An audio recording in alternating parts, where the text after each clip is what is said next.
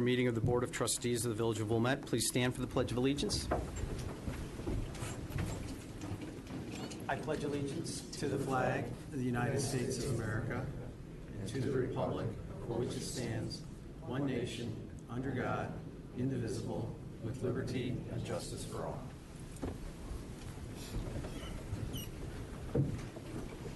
Good evening and thank you for joining us tonight. As I said, this is a regular meeting of the Board of Trustees of the Village of Wilmette. For those of you who were starting a little late, we had a committee of the whole meeting before this meeting that ran a bit over, but that's okay. So we will proceed with our meeting, which started a little later than 7:30.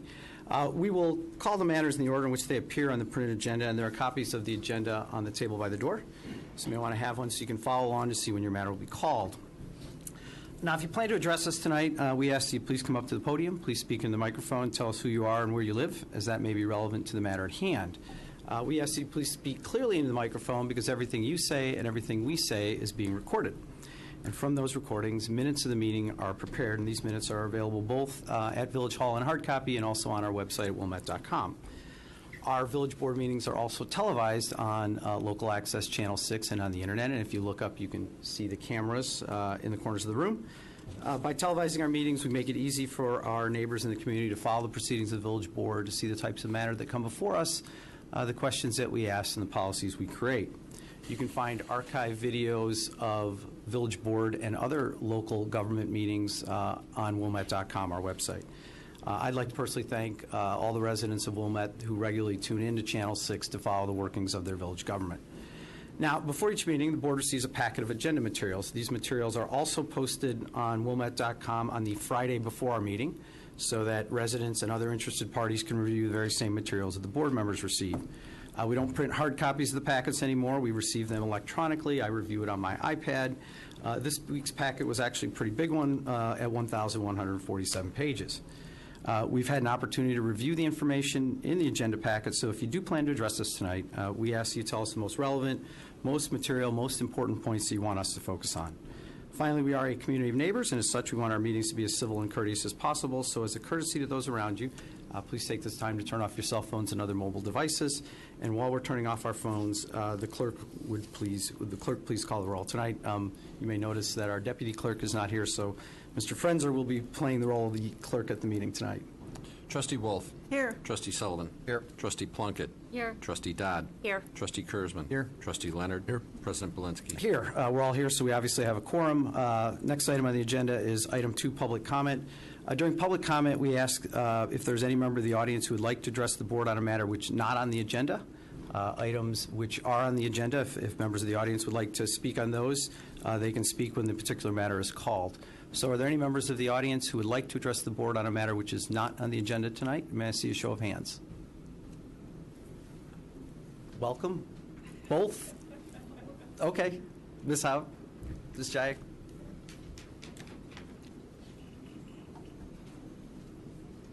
We do have something on the agenda tonight that you would have the opportunity to speak at that point in time, too. Correct. Okay. Good evening. My name is Allison Hout. I live at 523 Maple Avenue. I'm the co-president of the League of Women Voters, and tonight I'm speaking on behalf of the League of Women Voters. This fall, League of Women Voters member Rebecca Boyd was selected by the League of Women Voters of the United States to be one of 10 League of Women Voter members with observer status at the 23rd United Nations Climate Conference in Bonn, Germany, which was held 5 weeks ago. The League of Women Voters of the United States has a climate action agenda which is based upon League policy that the preservation of the Earth's ecosystem is essential for maximum protection of public health and our environment. So it is in this light that tonight the League of Women Voters would like to thank the Village Board and trustees Senta Plunkett and Julie Wolf for giving priority to taking part in the North American Climate Summit held in Chicago last week. We recognize that several important issues are currently demanding enormous commitments from the village staff and the village board, and to make time for these powerful opportunities available through the Climate Summit sends an important message, a message to our residents and to our surrounding communities that Wilmette will be active and engaged in protecting and improving our environment for the benefit of all. Thanks. Thank you, Ms. Hout. Ms. Jai, are you speaking in addition? At first, I thought you were both coming up. Are you? Oh, we have more people who want to speak. Okay. Are there others who want to be recognized tonight? Yeah, okay. But others than that, okay. Sorry, I was unclear if I speak now or later, but my name is Rebecca Boyd. As mentioned, I was at the UN Climate Change Conference in Bonn in November. I want to thank Trustees Plunkett and Wolf for going to the Chicago Climate Conference last week. I came back from Bonn with this huge takeaway, which is that the Paris Agreement set the framework, and now it's up to state and local governments to implement what that agreement is trying to do. So I'm bringing that back to Wilmette, and I'm really excited that our Board of Trustees has interest in making sure that Wilmette is a part of that movement to address climate change. Some of the mayors at the UN conference talked about every decision that they make in their towns consider climate change and the impact on climate change. And I think we have a lot of momentum here in Wilmette. I think we have a lot of momentum nationwide and worldwide. So I'm really excited to work with all of you to make a difference. Thank you very much.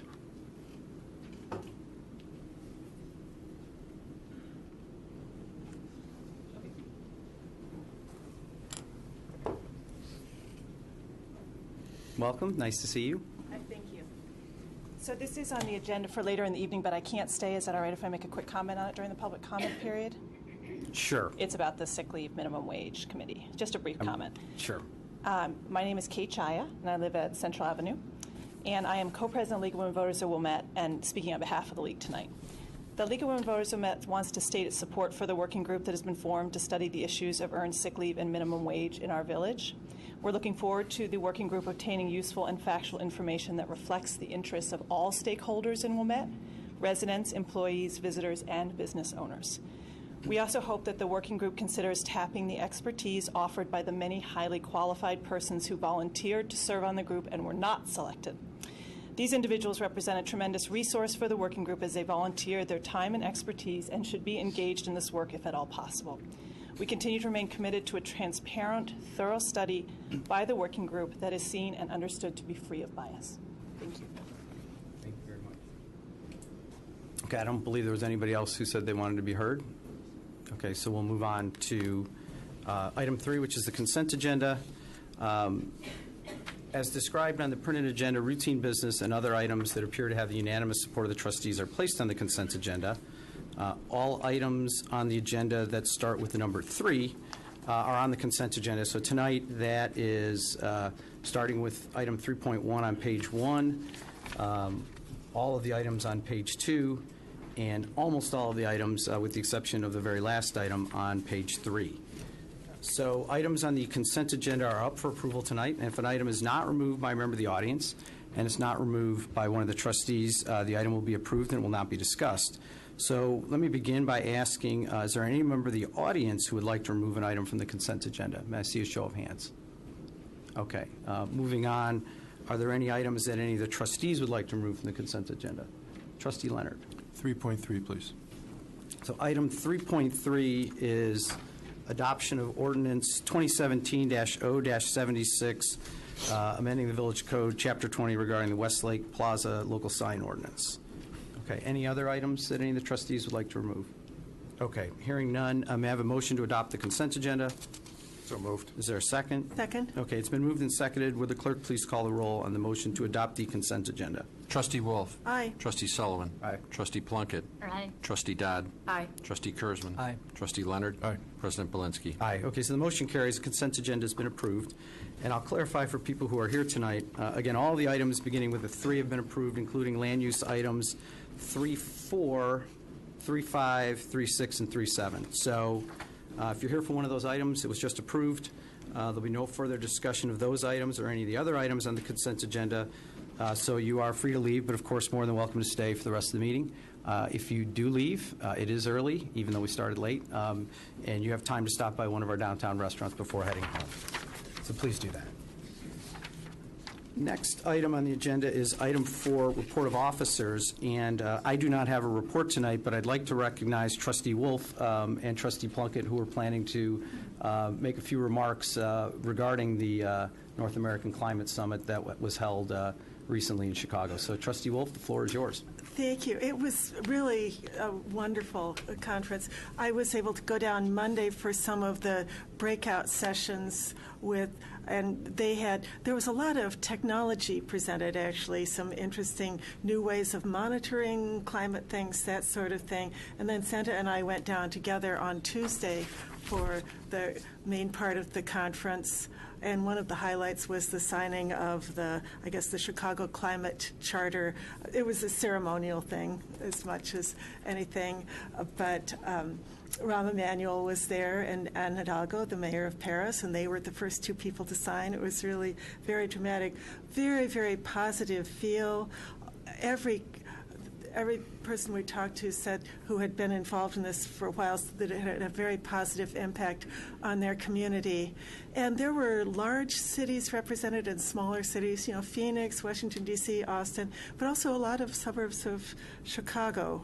So people really throughout North America, people from Mexico, too. There were awards given for projects that had a positive impact on climate change, everything from composting to recycling. There was a lot of work on mass transit, so just very positive overall. And we had already been looking at, the administration committee is already making plans as soon as we get through some of these other things to get together to discuss a similar thing, which is the Greenest Region Compact, and evaluate, hopefully sending some of that to the Environmental and Energy Commission to see what they can work on, what makes sense to start implementing in Wilmette. And with the concurrence of the board, I'd also like to suggest that we look at this Chicago Climate Charter to see if it makes sense for Wilmette to join that, what the implications and benefits might be. But again, very positive and interesting conference. Santa? Sure, I'll just add to that. I was really glad that I was able to go. And what this was a conference of mayors from not only the U.S. but all over the world, and a lot of people you might recognize. We had the mayors of Austin and Dallas and Houston and San Francisco and Los Angeles and Chicago and Paris and Montreal, and I sat next to the mayor of Aspen, which was kind of fun. But definitely, even in a short time, learned a lot. And the charter is that even though the United States has backed out of the Paris Climate Accord, the cities are still in, and there's a lot that we can do to still be in. So we were really excited to have the Environmental Energy Commission study this and see how Wilmette can be a part of it, because we heard from big city mayors and we talked to some small city mayors the size of Wilmette. So I think this can apply to everybody. Great. Thanks so much for that report.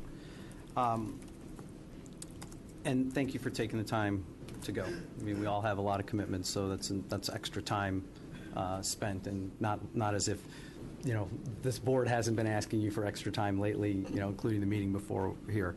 So thank you. We appreciate it.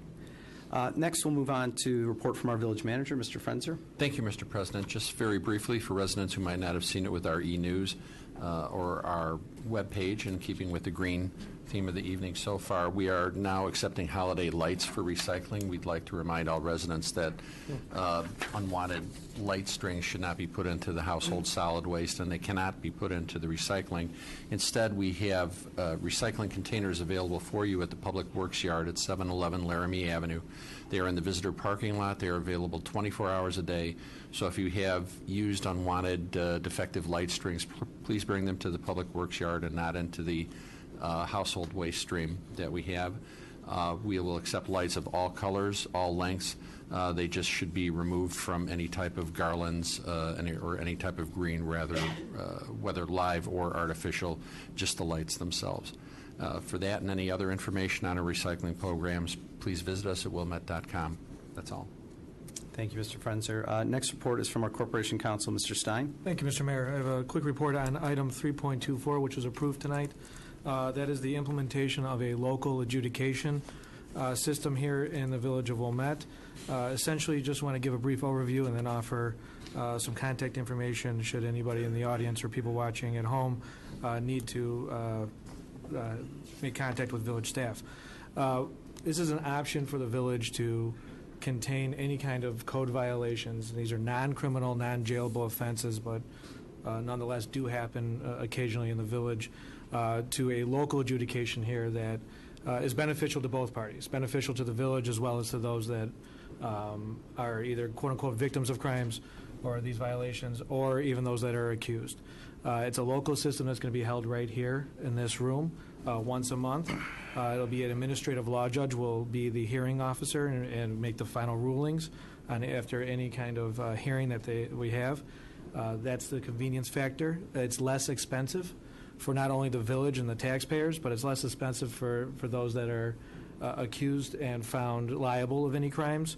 And less expensive than the Cook County court system. Than the Cook County court system. Right. I'm sorry. So, yeah, so this is an option to come here instead of coming to the Circuit Court of Cook County, where at the end of the day, $214 automatically goes back to Cook County, not to the village. And then on top of that, maybe a fine. That is not the case here. There's a much lower court cost and a much lower fine schedule than what we would be seeking at Circuit Court. Most importantly, though, from the Corporation Counsel's office, is that this will help encourage compliance and education of our village codes and in a formal yet not as formal setting as Circuit Court. This will allow for better arbitration and mediation between disputed issues between neighbors or even those that are not neighbors but local businesses that are maybe having some issues. Other than that, I do encourage anybody to call the Corporation Counsel's office if you have any questions. As this thing gets implemented, we're looking at a late March start because of the computer systems need to be installed and some of the software needs to be installed, as well as getting the hearing officer, which we're out for RFQ right now. And then I will acknowledge Trustee Plunkett if she had any additional comments. Only to clarify that this would not be for a speeding violation, I'm sorry. correct? So there are certain violations that automatically have to go to Circuit Court. Anything that is jailable, any kind of criminal case has to go to Circuit Court, and the Corporation Counsel's office does not prosecute it. That's the Cook County State's Attorney's office. Also, non-moving violations can come to local adjudication, but speeders, wrong turn on, no turn on red, illegal U-turns, those still by law have to go to Circuit Court. So my advice is don't do those. Okay. Thank you, Mr. Mayor. Moving on, the next item is item 5, which is report of the Liquor Control Commissioner. There's no report tonight. So we'll move on to our standing committee reports. We start with land use. Trustee Leonard. Yeah, do we have to remove this one from the table? We did table it. It's not shown as removed from the table on the agenda. Should be, because it was tabled the last agenda. Oh, It was removed. It's consent. that's right. 3.3 first, and then 6.1.1 and 6.1.2. Okay. Do you want to start with 3.3? Sure. Yeah, we'll start with 3.3. I'd like to make a motion to approve item number 3.3, adoption of ordinance 2017-0-76. Okay, so is there a second? Second? Okay, it's been moved and seconded. Trustee Leonard, you pulled it off of consent, so I'll give you the floor. Thank you. I have been following this issue since it kind of came up at the village several months ago and have been concerned about it ever since. As a real estate professional who focuses a great deal of time on retail signage throughout my career, I have felt for many years that the signage situation at the corner of Lake and Skokie is excessive currently. The signs on the existing facades at Westlake Plaza do meet code, but in my personal opinion, they're very large. I don't think anyone can drive by Westlake Plaza on Lake or Skokie and not be aware of at least most of the tenancies in that shopping center.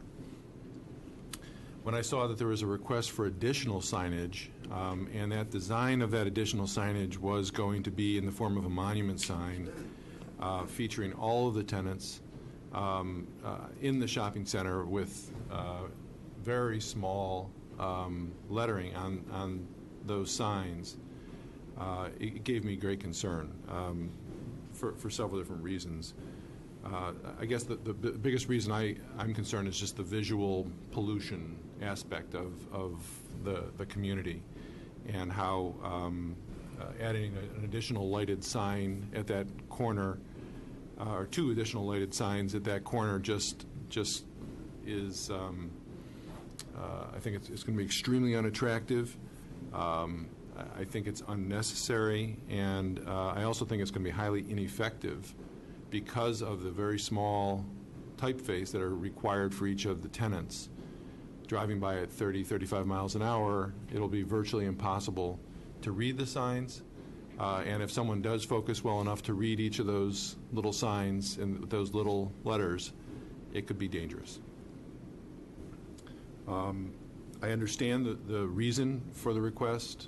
I understand that there are several spaces in that shopping center which are difficult to lease because of their lack of frontage and lack of signage, and I'm sensitive to that.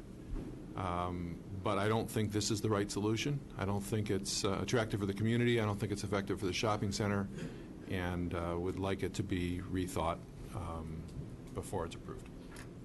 Okay. First, I'll ask if there's any questions from the trustees for Trustee Leonard, but also then I'll ask the applicant to come up and they can address Trustee Leonard's concerns. Should we just say, Trustee Dodd? I have a question for you, Trustee Leonard. So you indicated in your opening remarks that you were concerned about this intersection even prior to this, that there were too many signs. Sure. I wanted to make sure I understood that. Are you concerned about this particular? Were you concerned about this particular intersection prior to this request? I am. I think that if this shopping center were being designed and approved today, I would be opposed to the signage quantities that are on the facade of Westlake Plaza. But that's not the factor today. But it is what it is, but those are very large signs at a very close proximity to the street. Okay, so you're concerned with the signs, the West Park signs, not the West Lake, excuse me. Okay. I just wanted to understand. I was just trying to understand if you were concerned about the entire intersection and all the signs, or just the West Lake signage. No, I think the Eden's Plaza signage was approved much more recently and is much more in keeping with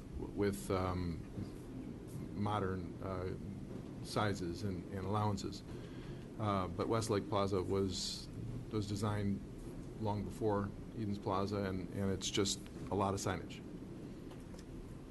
I mean, there's nothing we can do about it. I'm not suggesting that there's anything we do, but when you're talking about adding signage there, it just is adding to a problem, in my opinion. Any further questions for Trustee Leonard? All right, so is the applicant here? Okay. Would you please approach? Welcome. If you would state your name for the record, please. Thank you. My name is Ann Arnold. I am here on behalf of the owner of Westlake Plaza, Newport Capital Partners, headquartered in Chicago. We are seeking approval for the signage as presented in the package you received, and we've had some larger renderings with us if needed. We're specifically seeking a text amendment to the zoning ordinance that expressly governs this shopping center, called Westlake Plaza Local Sign Ordinance, in order to permit the display of 2 multi-tenant signs, replacing the 2 existing Westlake signs there. If you're familiar with the shopping center, which sits on the southwest corner of Lake Avenue and Skokie Road, they are just a sign that says Westlake Plaza. So those 2 signs would be removed and replaced with this? Correct. Okay. Correct. In September, the Appearance Committee reviewed and approved the current plans and recommended granting of the text amendment. The approved designs are consistent with the style of the significant improvement to the facade that the landlord did to the shopping center within the last 2 years. We believe, and our tenants do believe, which is not going to be a surprise to anyone, the monument signs will better market to the consumers the services and the retail that is available to the neighborhood, and on behalf of the business owners that are located within. We are currently actively leasing and negotiating renewals for over 20% of the shopping center, and in almost nearly every single one of those conversations, tenants ask about better signage and better visibility. The shopping center was built a very long time ago. It would not be built the same way today. It's inefficient with access and visibility with the lot that it sits on. And so trying to seek improved visibility for the retailers that are back in the corners of the shopping center or back off the streets is the goal of this assignment, of this application. The text amendment would allow for a fresh, modern, multi-tenant signage that we believe provides proper visibility for the business owners in the center. Questions for the applicant? Did Newport own the building and own the two buildings when they did the upgrades? Yes, we did the facade upgrade. Yep. We acquired it approximately 4 years ago and did the facade upgrade about 2 years ago. And the two signs that you're replacing, they've sort of been let go. I mean, I don't think one of the faces is even there anymore. That's actually new within the last couple of weeks. I was here 2 weeks ago and I saw that tonight, so we took pictures and we'll fix that. None of the tenants told us about that one, so we'll... And when you replaced the sign headings on the stores, was the text size and the size of the signage about the same as it was before? Because I remember it used to be that dark brown with the white. I was on appearance review back when we were reviewing some of those things. So was the overall size of the text and the signage for the stores the same when you redid the headers a couple of years ago? That's a good question. I don't Staff. know the answer to that. Mr. Adler, Mr. Severson. We do have some pictures of the shopping center before with the brown mansard roof that came down. Sorry. You're not a frequent speaker, so you may want to introduce yourself to the television I'm audience. Lucas Severson, Business Development Coordinator for the Village of Wilmette. I also staff the Appearance Review Commission, so and I was on staff person for the commission when Trustee Wolf was on the commission. The signage for Westlake Plaza prior to the redesign there were box signs as opposed to the current channel letter signs. I would say the overall signage, the letter height was probably smaller back then, just because the fact that there were smaller box signs and didn't really have the opportunity to have a larger letter height.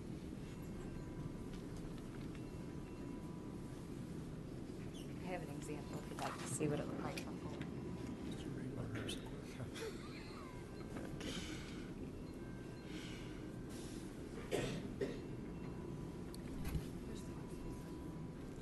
Maybe we should put that on the. There's a on the other side. There's a drawer you can pull out, or you can put that on there, and we can project it right here.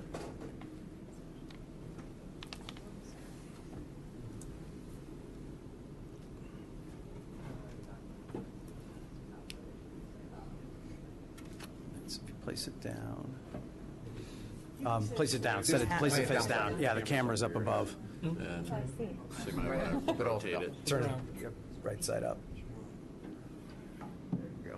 And then they'll zoom in. Yes, it feels like it was a long time ago that the signs were like that, but it really wasn't. When was that done? It was 2 years ago. It was just two. Geez. A year and a half ago in the summer. Any feedback on the new look? Have you heard from any complaints? Any?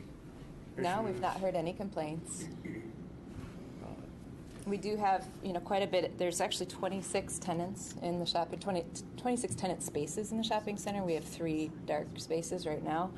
So some of the corner spaces don't have a wide door or a lot of signage, but visibility from the street. But there are 26 spaces in the shopping center. And what was vacancy? Sorry, what was vacancy when you bought it? Vacancy when we bought it was 78%. So it's about 20%, 22% vacant. So what was that, the rug store, Lou's and Irving's? I mean, flower store's gone, so. Yeah, there's some long. But so the sign that's visible there in the before picture, that's the sign that's disappearing. The monument Correct. sign's going to replace the Top this Right. here? Yes. Yes, okay. And there is one similar. Right there. It's off the picture, but it would be in front of this truck here. right. Okay. that would be replaced. So just to keep the meeting moving along, are there questions for the applicant from the trustees? I have a question. Trustee Leonard. If you're trying to expose some of the tenants who in the corners, the least visible, is there a reason why you can't just reface the existing signs with their names on them? Well, they unfortunately are some of the smaller tenants in the shopping center. So by the weight of their lease negotiations and their lease terms don't necessarily always warrant the right to be on the monument sign. And as a real estate professional, I'm sure you can understand it would be a challenge for us to put one tenant over another tenant, perhaps a larger contributed to the overall value of the shopping center on a sign. That would cause an argument amongst the tenants. So we are looking to adequately represent the tenants that have leased more space in the shopping center. And these two signs do provide for nearly every space in the shopping center. They operate very separately. The east side and the west side have different access points, so they are almost two separate shopping centers. And the signs would address the tenants in the east side and the tenants on the west side. I have a question just as a follow-up to that. So is the, you were talking about they operate as kind of two separate shopping areas, for lack of a better word, east and west. And is the issue that people who are coming to these, to this area is confused between east and west? So could you solve your problem? Is that the issue? I'm wondering if you could solve your problem by just calling it Westlake East and Westlake West or something. Just I hadn't thought of that. But to clarify, and then, that would, if that's kind of the confusion, is people don't know between these two separate areas, and then that would. I think it's more about the access points of knowing which tenants are on this access point, and that's what I was trying to address, was the access points on the east side versus off of Skokie Boulevard and Lake Avenue. But if you named them two separate, if you named them two separate things with that access point, because then if people were Google searching where they were trying to go, they would know West Park East, Westlake East and Westlake West. Something to consider, yeah. Okay, so are there further questions to the applicant? Trustee Kurzman, you were about to ask something? A question for Trustee Leonard, if I might. Of course. Do you have problems with monument signs generally, or just the design of? Oh, no. I think monument signs are great. But I think monument signs have to be impactful. And I think monument signs are appropriate where there's insufficient signage or visibility from the road, and also where the size of the signs can be read and properly impact the people that they're trying to impact. And in this case, it's the car driving by as opposed to a pedestrian? Correct. We have a couple other renderings of what the sign photoshopped into the center might look like. This is the Lake Avenue one. And I guess, Trustee Leonard, you would rather have the old sign than the new sign? Well, the old sign's just smaller. It's just less. Okay. But it's also elevated on a pole and... Thank you. Actually, what's the height of the old, she say? Well, there's the old sign right there, right? That's, or the current sign, I guess, more accurate. So it's actually lower? Can you show those again? Sorry. Yes. This is the old sign on Lake Avenue, Okay. and this is the new sign.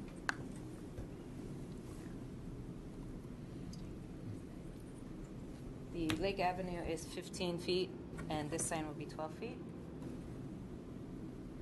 And then this is a close-up of the sign on Skokie Road. And this is what that sign would look like. And it is 17 feet. The highest point of the facade here is 20 feet.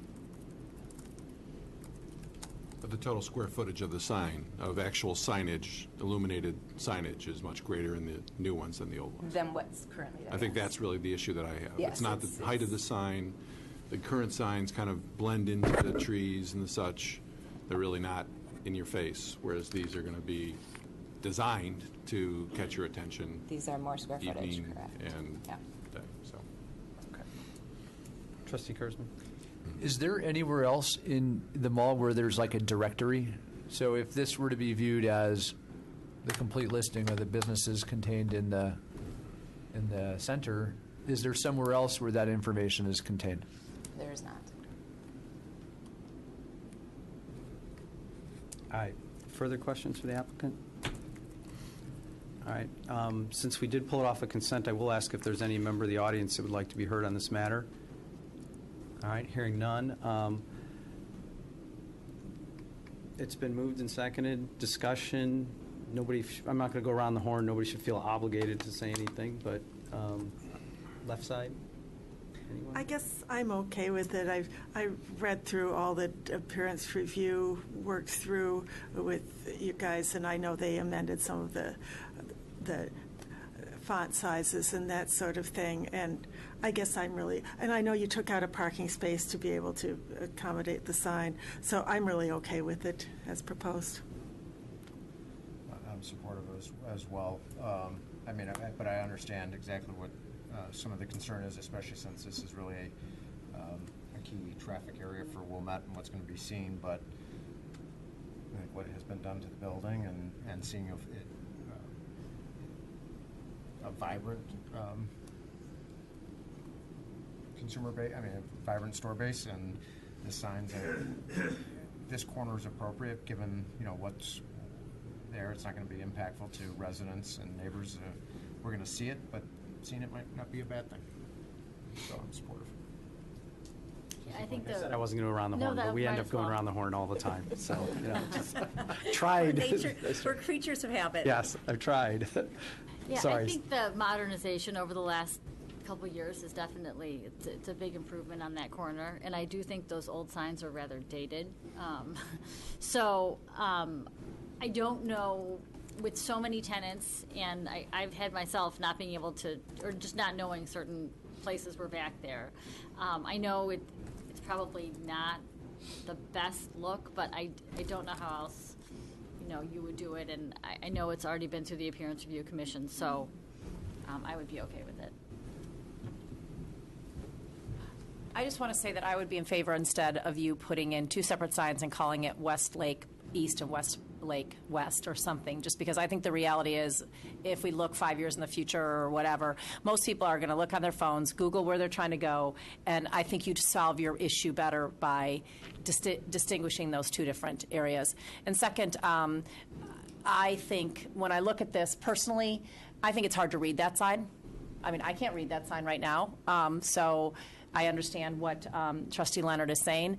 And then third, I'm concerned. I didn't catch this in what you were saying, so I apologize. I think parking is a huge issue in that lot, and the fact that we're removing a parking spot for this sign. I was just there the other day trying to go to Dunkin' Donuts at 10 o'clock in the morning, and I couldn't find a spot. I couldn't find a parking spot, and so I'm concerned that we're removing a parking spot to put this sign in. When I think parking is a real issue, I don't know. So I'm mixed on what I would do here. Kurzman? I echo some of Trustee Dodd's comments. Parking there is difficult. I do utilize the businesses in that shopping mall. As people know, I'm very concerned about pedestrian and bicycle safety, and I wouldn't have thought about that had not Trustee Leonard pointed out that the primary audience would be the driver. The point is well taken, and I'm evaluating that. So I do think that, and I also respect that this is Trustee Leonard's professional expertise, and so I give credence to his perspective on this. And so, I'm going to grapple with the same things that Trustee Dodd has articulated.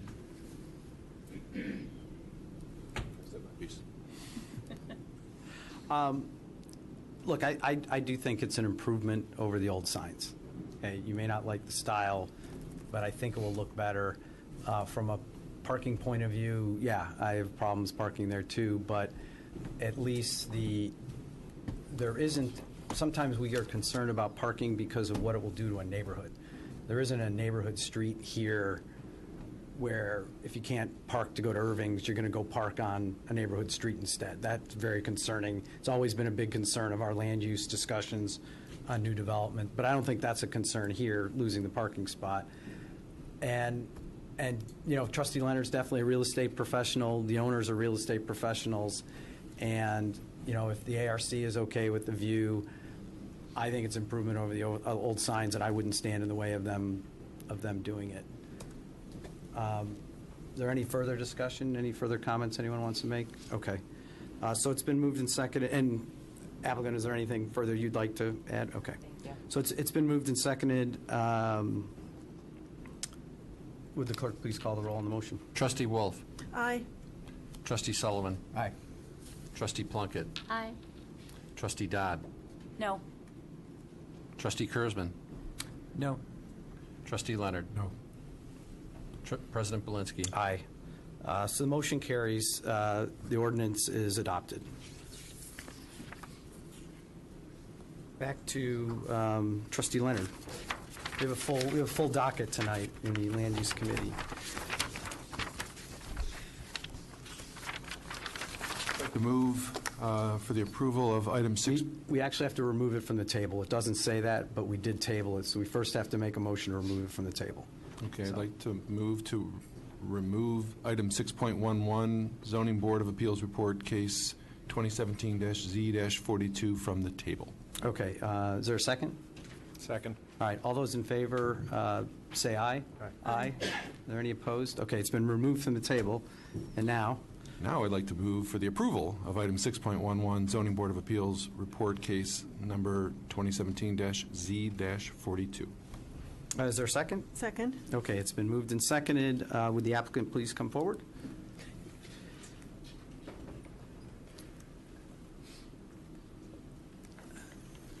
We've got the empty table. So, welcome back. We had an extended conversation on this at the last meeting, and my suggestion from an efficiency point of view would be to really, we don't have to go back through the issues as they exist. Really, if you want to give us a few minutes on what your proposed project is now, and then we'll ask you some questions. We have them, and we'll try and get to an answer more quickly than we did at the last meeting. So you don't want us to rehash everything? No, I think I would specifically ask you not to rehash everything. Well, we tried to kind of put this into a little bit of text for you guys ahead of time. I wanted to thank Trustee Leonard for going out and putting the balloon there. Hopefully it helped to give a visual to these numbers that we're actually asking for here. Ms. Zhang and I talked a lot about what, some of the suggestions you all had, and tried to look at whether a one-car garage was something that she could go with, and she decided that it isn't really something that she would like to do, and it's not going to be something that fits her family and fits, this house that she purchased. So we have taken some more space out of the garage. We reduced it by 5 feet, pulled it away from the street more, and in order to pull it off the street, we still can get the two-car garage in, but it's a tighter two-car garage than we had before. Your man door would be on the opposite side. I think that's. Do you have anything else to add? Yeah, that's it. Okay. All right. Any questions for the applicant? Sorry, I was looking down when you finished speaking, so I apologize. Okay. Are there any questions for Mr. Adler? I do have a question, so.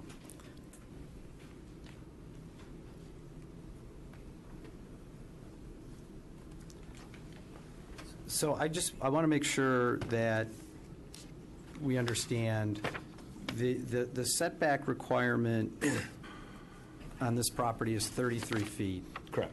And it's another, call it almost 10 feet, but 9 feet and change to the curb. Correct. So if it was in compliance with the setback, the front edge of the house, of the car, I'm sorry, of the garage, would be 42, 43 feet back. And this proposal is 19 feet, or I'm sorry, 24 feet with the change, Right, which is 23 19 feet into the, what should be the front yard setback. Correct. Okay, so that's really the question in front of us really is, are we comfortable with, instead of the garage being 43 feet back from the curb, it being 24 feet back from the curb? Okay. Can I say? Yes, I want to Trustee clarify, Polk. too. So, Mr. Adler, at the last village board meeting, we were discussing, probably consent for a one-car garage. And I think at that, we were talking 14 feet roughly for a one-car garage? Correct. Okay. And this revised two-car garage, if I understand correctly, is 17 feet? Well, when we were talking the 14 feet, there was still, I believe, 4 feet of storage and an access door. So it was approximately, I believe, around 18 feet from the house that we were considering. This, I believe, is 21 feet. Sorry, I have to. It is 21.83.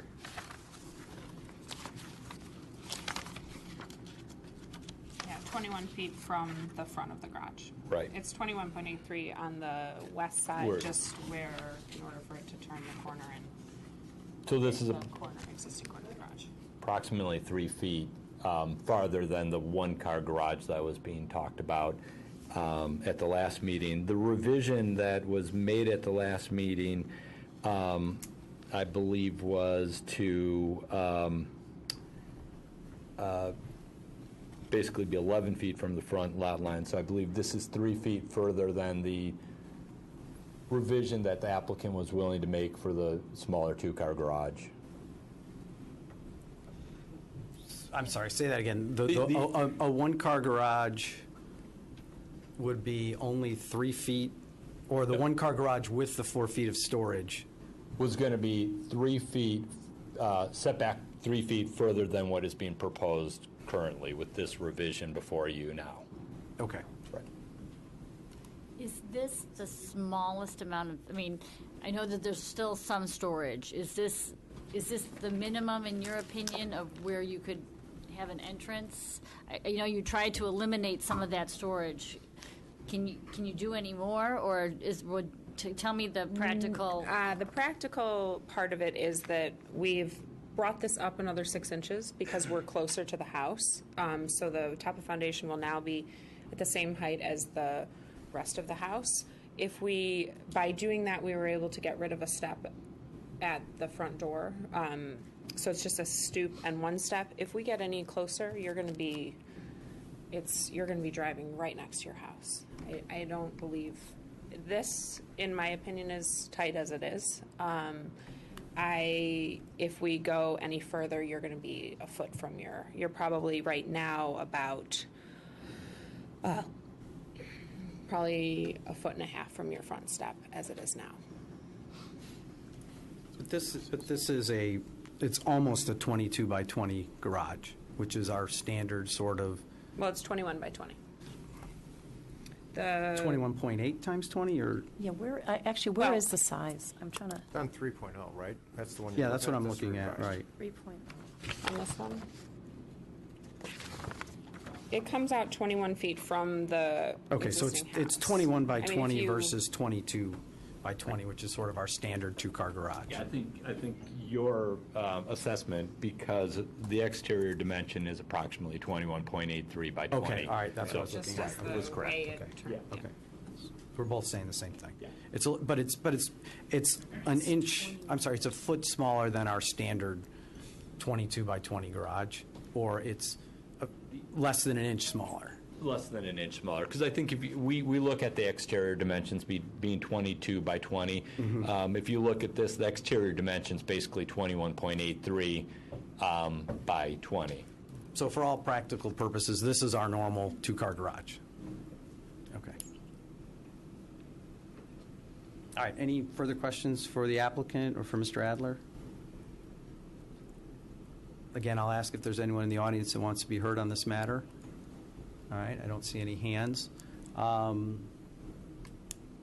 you can take a seat for now while we sort of, is there discussion? I mean, obviously, we went through this at length. We had lengthy discussion. People were on the fence, on what was okay, what wasn't okay. Well, I'm a little confused, because I know at the last meeting 2 weeks ago, there seemed like there was consent for a one-car garage at 14 feet, but not 14 feet from the house, the 14 feet plus the storage. Right, which was 18 feet. Right. And so this is 3 feet or 4 feet more, depending on how you do that. This is 3 feet more than that. So I wanted to clarify that, because, I mean, yeah, I don't know what else I have to say about that, but depending on what we did with the storage, we are talking about 2 different spaces for this garage now. Right. Any, Trustee Dodd? So, no, actually, I think she answered it. I just. We don't have to discuss, we can just vote. So I'm happy to call the question if nobody has any comments. It'll be a surprise then, how everybody votes. Does the applicant want a surprise? I mean, is that Well, I fair? don't think, Should we at do it this, through at this, audience? look, at this point, I think we have to vote. I don't think we sort of go back a third time, and then if they get it, they get it. If they don't get it, then they can talk to community development about what changes would be considered material enough to refile it. So, Trustee Leonard, you were... I will say that when Mr. Adler and I went out there and really took a look at the final suggested orientation of this garage, I was far less offended by the way that this final improvement would look than I was originally. I guess maybe I just hadn't focused on the specifics enough last time, but I'm much more comfortable today with this proposal than before, and maybe it's just because we were able to visualize it a little bit better. But my concerns about changing the look and feel of the neighborhood are diminished from a couple weeks ago. You're saying it's back far enough for Yes. you, given the balloon and the light. I went out there and paced it off. I will tell you that it's 24.7 of my particular feet to that spot. And, took a look as well. I'm not sure I'm as convinced as you are about that, but, it's sort of on the fence here. And as I think Trustee Plunkett pointed out, if we were comfortable at, I'll just say many of us were comfortable with 3 feet difference. I'll get confused over which number is which number, but basically I think we're in agreement that it's 3 feet of difference versus what people were saying. So, all right, Trustee Kurzman? So I upon reflection of our engagement of this application 2 weeks ago, I felt we were rough on the applicant. The challenge was born in our not being able to provide a certain level of stormwater protection for the neighborhood. She would not be doing this by choice otherwise. And I think it's a reasonable request, even with the addition that they brought back. They're problem solving and putting so much money into making this application reasonable, and have gone about it and spared no expense. I'm comfortable with it. Trustee Plunkett? So You beat Trustee Sullivan. you did, okay, so 2 weeks ago, we were talking about permeable pavers and a rain garden, and now we're not discussing that anymore. thought that was in We haven't there. discussed that tonight, so where are we standing with that? I think the applicant said, yes, I will do permanent, permeable pavers at the last time, but we not brought this The up. applicant. It says new pavers. Okay, New is that, paver driveway. okay, did I miss? Yes, it was changed on the site plan. Okay. Okay. Okay, so that is included. That's a good catch. I missed that as well. Trustee Sullivan?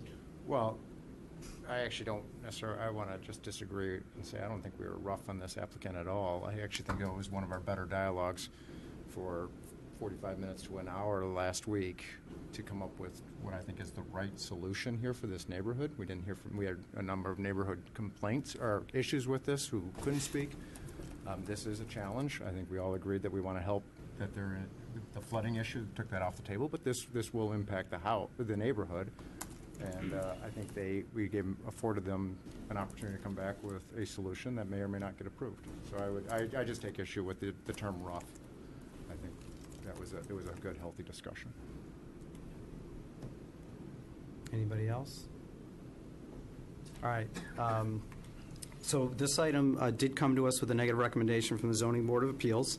So it will need 5 votes tonight to overturn the recommendation of the Zoning Board.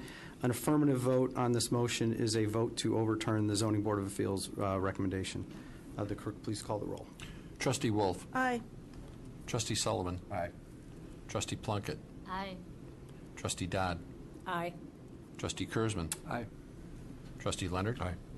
President Belinsky. Aye. So the motion carries. The Zoning Board of Appeals recommendation has been overturned.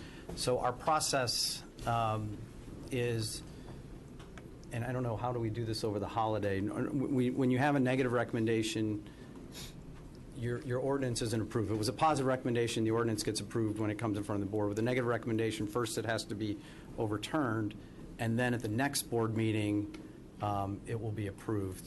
Are there accommodations that are made? I mean, you received a unanimous, but they don't have the variance yet. Mr. Adler, why don't you come up and approach? Because our next board meeting, we don't have a board meeting on Christmas Eve. John, typically we at least start processing. Actually, the I mean, 26th. we at least the start 26th, I'm processing sorry, it's the permit 26th. applications and do the we'll make grading sure that we get the studies. permit application reviewed, so the day after the village board meeting that we could issue it if the applicant then is going to still try it, if the weather is such that the applicant could actually do the construction at that time. Okay, so That'll be January 9th. Yeah. right, the January 9th is the actual board meeting, and again, it will be on the consent agenda, and you did get a unanimous vote. So I don't think you would. I don't think you need to attend that meeting, but the community development will work with you in the interim on that. Okay. All right. Thank you. Thank you for your patience with the process. Back to Trustee Leonard. We're not done yet. I'd like to move for the approval of item 6.12, Plan Commission Report, case 2017-P-04. All right. Is there a second? Second. Okay, it's been moved and seconded. This item comes to us from the Plan Commission. Would the applicant please come forward? Are we setting something up, John? Yes. Okay.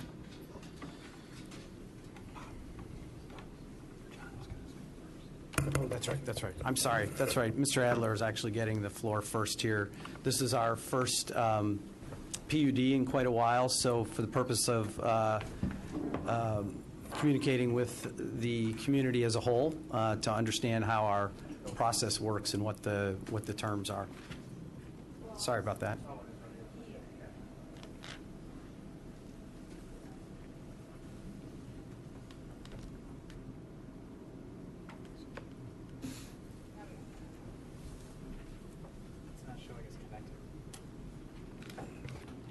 Having technical difficulties here, so please bear with us.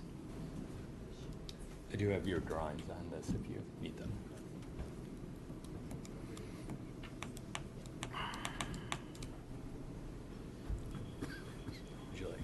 Would you like me to pull them up when I'm done? Yeah.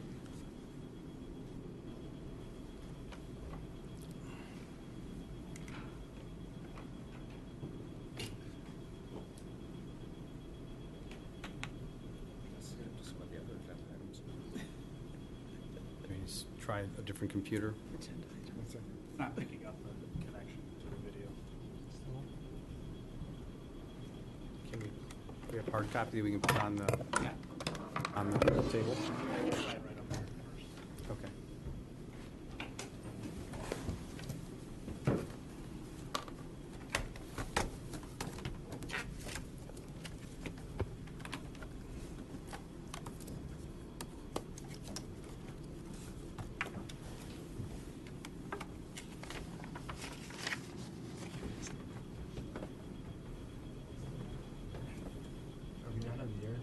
It's picking it up now, John. We're on the air. There we go.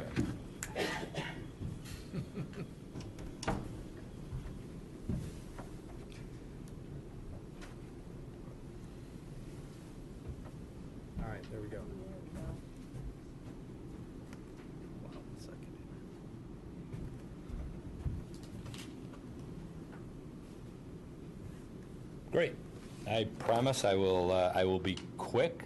What I'm going to do is just really quickly run through the plan unit development process in general, and then talk a little bit about the artist process up to date. What is a plan unit development? PUD is a regulatory process that allows flexibility, more flexibility than the typical zoning process. It combines the variation, special use, subdivision, and sometimes the subdivision process. That's the processes of the zoning board, the appearance review commission, and the plan commission if there's a subdivision, into one process. A PUD is heard by the plan commission as a special use, with the final approval resting with the village board. For a PUD, typically during the PUD process, relief to the zoning code is requested, and for that relief to be granted in the PUD process, you must show that you're providing some sort of public benefit to the village. The PUD process is different than the standard zoning process in that you do not have to necessarily show a hardship or a practical difficulty when you're asking for relief. It's the applicant who determines whether to go through the PUD process or to go through the typical zoning process. The PUD process, if anybody's interested, the complete process could be found in Chapter 6 of the Wilmette zoning ordinance. It has 3 phases. There's a pre-application phase, which is a phase that the applicant meets with staff to talk about the request before it's submitted. There's the preliminary approval phase. That's where we're at right now. That has the plan commission making a recommendation to this village board and the village board acting on that recommendation. The final approval phase is largely ministerial in nature, in that the village staff at the final phase certifies that the final submittal has met all the requirements of the preliminary approval, and then the village board does vote to approve that. We are at the preliminary stage with the Plan Commission having made a recommendation, which is before you. As I mentioned, for a PUD with zoning relief requested to be granted, public benefit is typically required. Public benefits listed in the zoning ordinance include community amenities, preservation of historically significant structures, public open spaces, and recreational amenities, innovative stormwater management, affordable or senior housing set-asides, and the use of sustainable design and architecture. Now, ours began with their application, the preliminary application being filed on September 1st. They were heard by the Plan Commission on November 7th. The Plan Commission, by a 4-to-1 recommendation, recommended approval of the PUD. The primary question before the village board is to review the requested zoning relief and determine if the relief requested is justified by the provided public benefits.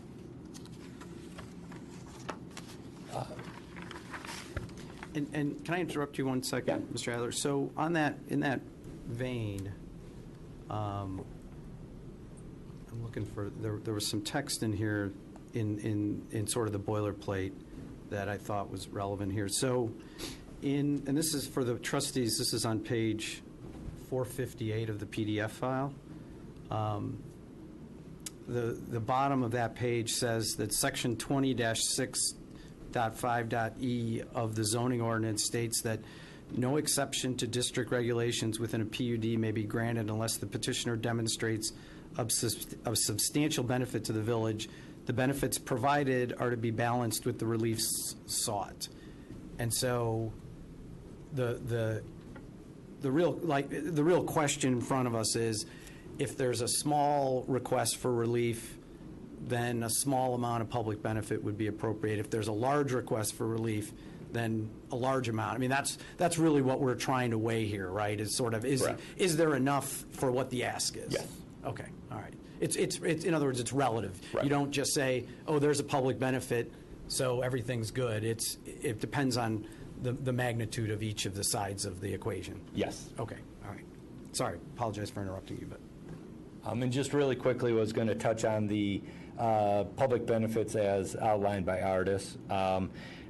Their development includes providing assisted living for elderly persons afflicted with Alzheimer's disease and related dementias. This is a for-profit entity, so there's going to be property tax paid. The applicant indicated that it's their belief that the amount of property taxes will most likely at least double from the current the current property. At the Plan Commission meeting, they indicated that they would donate $20,000 to what is Housing Our Own Wilmette, the housing assistance program, and they indicated that by redeveloping this property, they're going to be upgrading the stormwater management to current standards.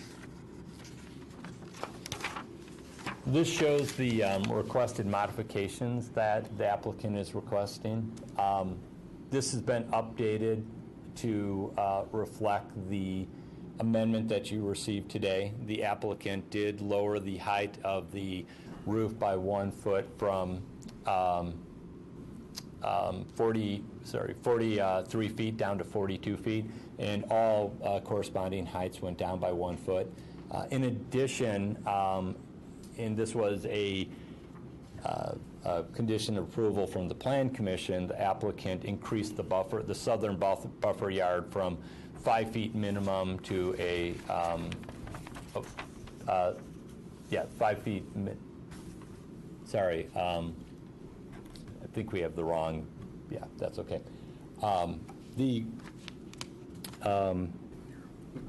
The buffer yard's increased to 7 feet from 5 feet. So I apologize, that's incorrect there. It's now at 7 feet. Any questions? Any questions for, sort of the process here?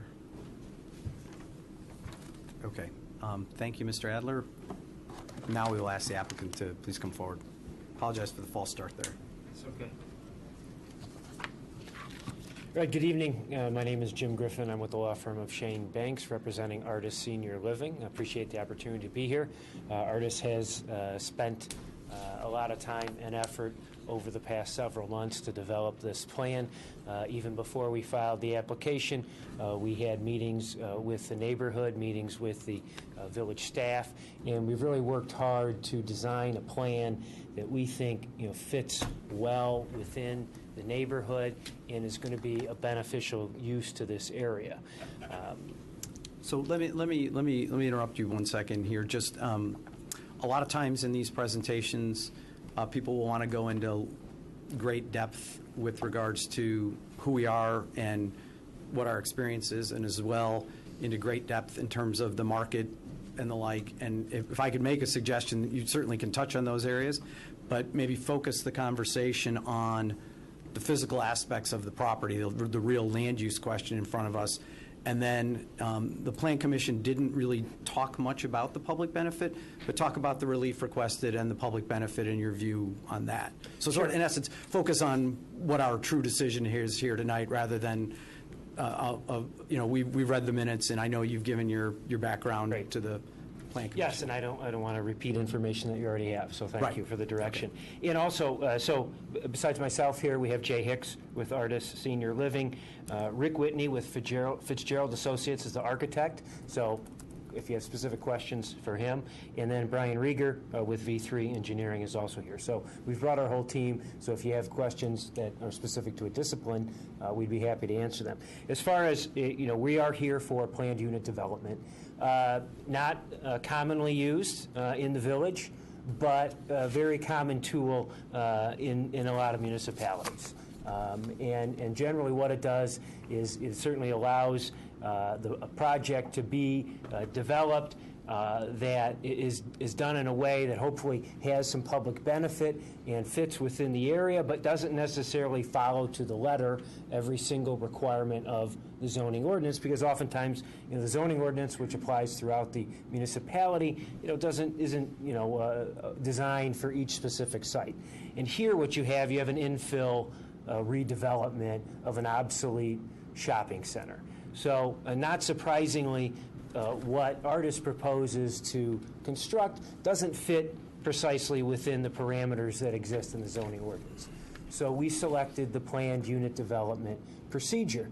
And I would also point out that under your comprehensive plan, the village recommends that when commercial centers are redeveloped, to do so through the planned unit development process. So we did follow that recommendation in the village's comprehensive plan.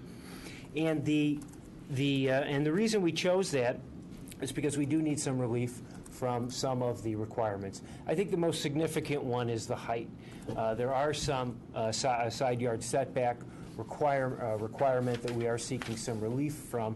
It's a relatively small amount. It's only a few feet, and we've expanded upon that since we were at the Plan Commission to minimize that relief. So this is a zone neighborhood retail, and the village's height limit is 30 feet. That I can tell you, it's a restrictive height limit. 30 feet is a very restrictive height limit. Probably, is a height limit that was created decades ago and has just never been updated. Maybe the village didn't want to. But almost, I think, any redevelopment of that site is a good chance you're going to run up against an issue with the height. And we certainly did. We need the building to be 3 stories. That's the only viable way we can have a project. We've got mostly a lobby and indoor parking on the first floor, and then we've got our residence rooms on the second and third floor. We've taken the height down another foot from where we were before, but we've really, we've lowered it as much as we can. When you look at some of the surrounding heights of the buildings, we've got a 37-foot, 27, 40, 37, 30 feet with 44. The 40, though, is below grade, so it's more like 35 to the mind's eye. You're talking about the one on the north of Wilmette Ave, right? Correct. Brian, is that? No, that's based on grade. So the grade from the building. The grade, so it's 40 feet from the grade in front of the building. Okay. All right, that's different than what community development had communicated to me. That's why I was trying to clarify. We'll ask Mr. Adler in a minute on that. Okay. So, our height, it's slightly taller than those surrounding buildings, but we feel that it still fits within the neighborhood and that it's not going to have any adverse impacts on the neighborhood. And so we are seeking some relief for the height and then for the setbacks. We do have a gas station that's to the north of our property. And so, we've tried to place the building and balance the setbacks in a way that provide our future residents, hopefully, with a substantial buffer to the gas station. Typically, Artis would not locate one of their facilities next to a use like a gas station, but in this site with what we can do, we think it works, and it will be a positive for the neighborhood. So I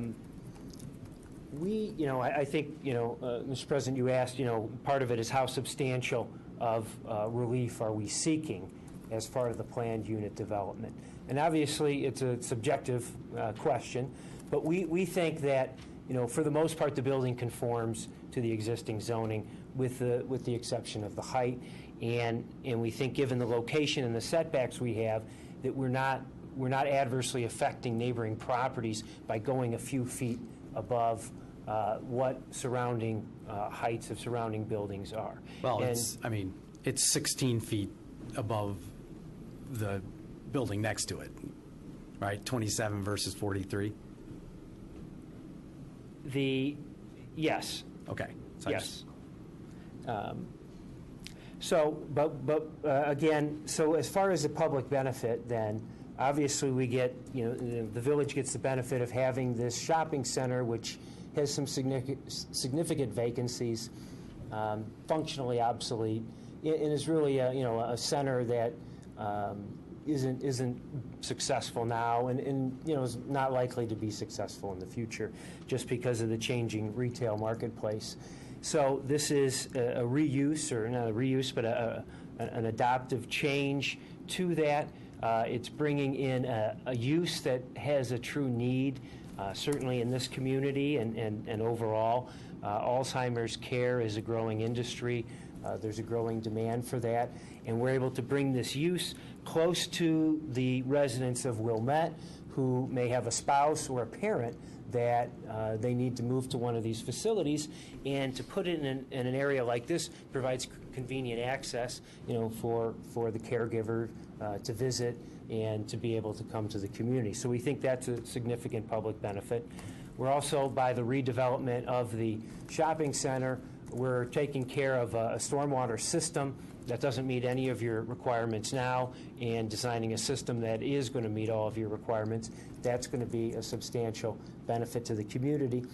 And finally, plan developments do, most of the list that you have of potential plan developments are going to be more applicable to larger sites. We're on 1.25 acres approximately.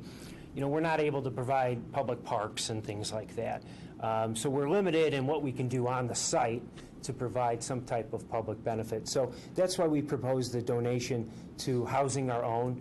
Obviously, that's financial housing assistance for the elderly. So it's got some relationship to what we're trying to do here, which is provide this these residents for Alzheimer's care patients. And I know we had offered to donate a $20,000 donation. In talking to artists, they've agreed that they would increase that to $50,000, and they'd like to have that paid at $10,000 per year. Would help with the financing to get them up and running before they have to make that complete donation. So we feel that the public benefit that we're offering is consistent with the relief that we're seeking. So on the stormwater public benefit, though, you're not proposing to do anything beyond what the MWRD requires. Is that correct? I don't know, Brian, do you want to address that? I mean, I know we're proposing to meet the standards that are necessary, but go ahead. Sure. So a couple components in that.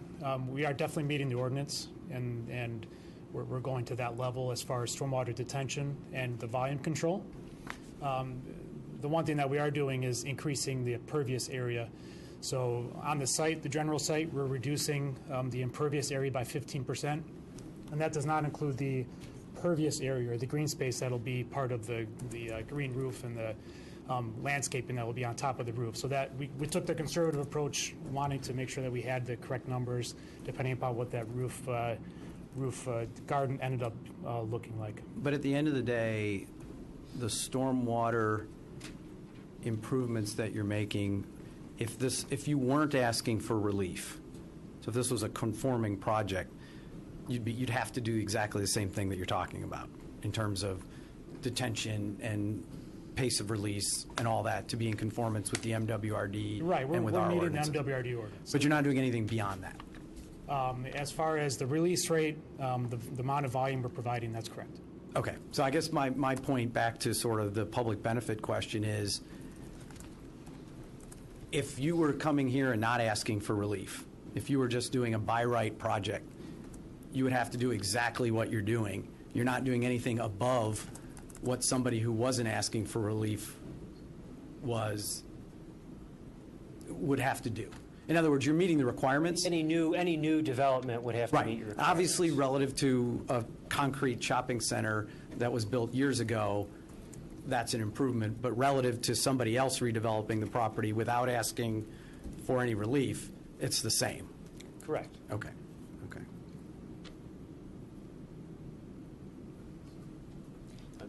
Jay, do you want to add anything? No, I'm just, if there's some techniques, pervious pavers, things of that sort that we could introduce to improve that, we'd be happy to entertain that. Well, I think if I understand the engineering process correctly, all of that is sort of in the mix. And the question is, are you going to meet the MWRD's requirements, or would you exceed them? And all of those things are, what I'm trying to say is, I'm not sure if that's much of a public benefit if you're just doing what we would require anybody else to do. I think we saw redevelopment as triggering an opportunity to meet the current requirements as opposed to trying to breathe some life into a struggling retail center, which would perpetuate that nonconformity. Understand. Okay.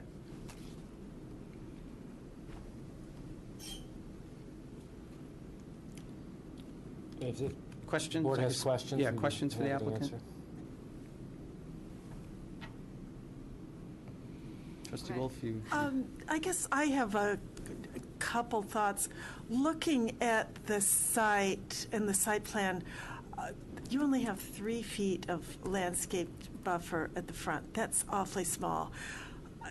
I'm wondering if it's possible to rearrange things at the back, the generator and everything, to shift the whole building back a little bit and have a little bit larger landscape buffer in the front. You know, Rick, do you want to address that? And I know you have a nice landscaped area, kind of, I guess it would be, what, the northwest corner of the site, and that's certainly good, but the sidewalk facing ridge, I just think the 3 feet for landscaping isn't much. Go ahead. Good evening. I'm Rick Whitney with Fitzgerald Associates Architects. One thing we could offer to do is the parking that's in front of the building. Right now, we're showing a 2-way aisle, so that parking can be accessed from the north or from the south. Our north entry is 1-way in. Our south entry is in and out. We could move to make that drive aisle 1-way aisle, which would angle the parking. We'd probably arrange that from enter to the north and exit to the south. What that also do is reduce the width of that drive aisle. I think right now we have a 22-foot wide drive aisle. We could take that down to about 12 feet. That gets as much as 10 feet that we could then, therefore put into landscaping. So that's something we'd absolutely look at. That sounds like that would be an improvement and less. I don't know if there's access issues, or Mr. Adler, are there any access issues like with I believe, and maybe the engineer could address it, there was a review that was done by the village's consulting engineer that recommended that northern drive actually be 2-way, though the exit would be a right turn only. It was something that was reviewed with the police department, and they concurred that would be okay. So you lose the ability to do the 1-way aisle. But just a clarification on that. So and correct me if I'm wrong, John, but the review that came from Civil Tech gave 3 different recommendations or 3 different options for that scenario. They didn't like the option of having 2-way traffic within that parking area and only in on that north side. So they brought up the idea that John was talking about, making that 2-way and then having just an exit to the south, so right out and then a full access in that scenario. The other option that they brought up was to make it a 1-way scenario where you come in on that north and then you go south. So essentially, if you're coming in on that south access, you can't go up into that parking area. So they kind of gave 2 options, and if we're concerned with the green space up in front, we could reduce that. I don't think we can get it down to 12 feet.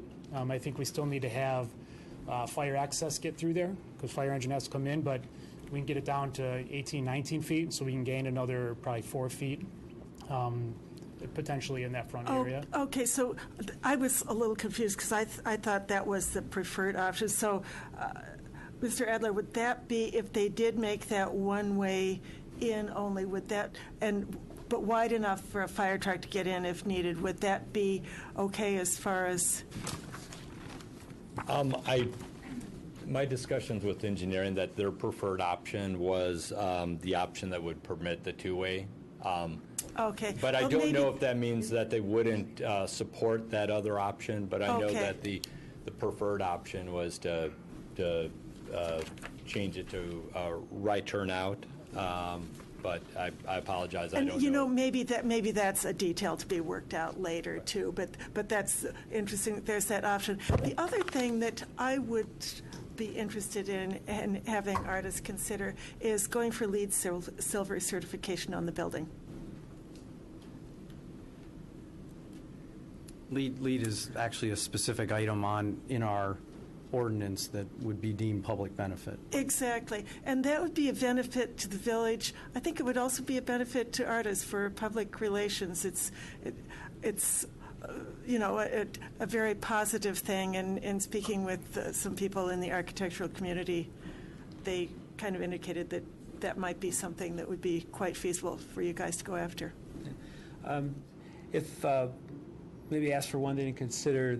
LEED is certainly one program to achieve a sustainable certification. There are others available. One we're finding gaining popularity is green globes. If if the board would consider other certification means besides LEED, I think that's something we could. Yeah, there's Council on Green Buildings also. But yeah, I think there's another certification that gives some environmental benefit. As I understand it, typically what one would do for one of these things, a high efficiency HVAC system, low flow fixtures, that sort of thing, which would be probably a benefit as far as operating the facility also. But one of those certifications I think would really be a good public benefit. And I would also say measures such as you mentioned are things we would, I think, consider as a matter of course anyways. And there's things we can certainly do without necessarily achieving a certification. So well, we the would certification is kind of nice, though. So, okay. So I can certainly discuss that with artists and take that in consideration. Can we go back to the relief sought? Because actually I think you left out one of the sort of major items, which is the floor area ratio. Which is significantly in excess of the area. Now, is the 145? John? Is that still the right number?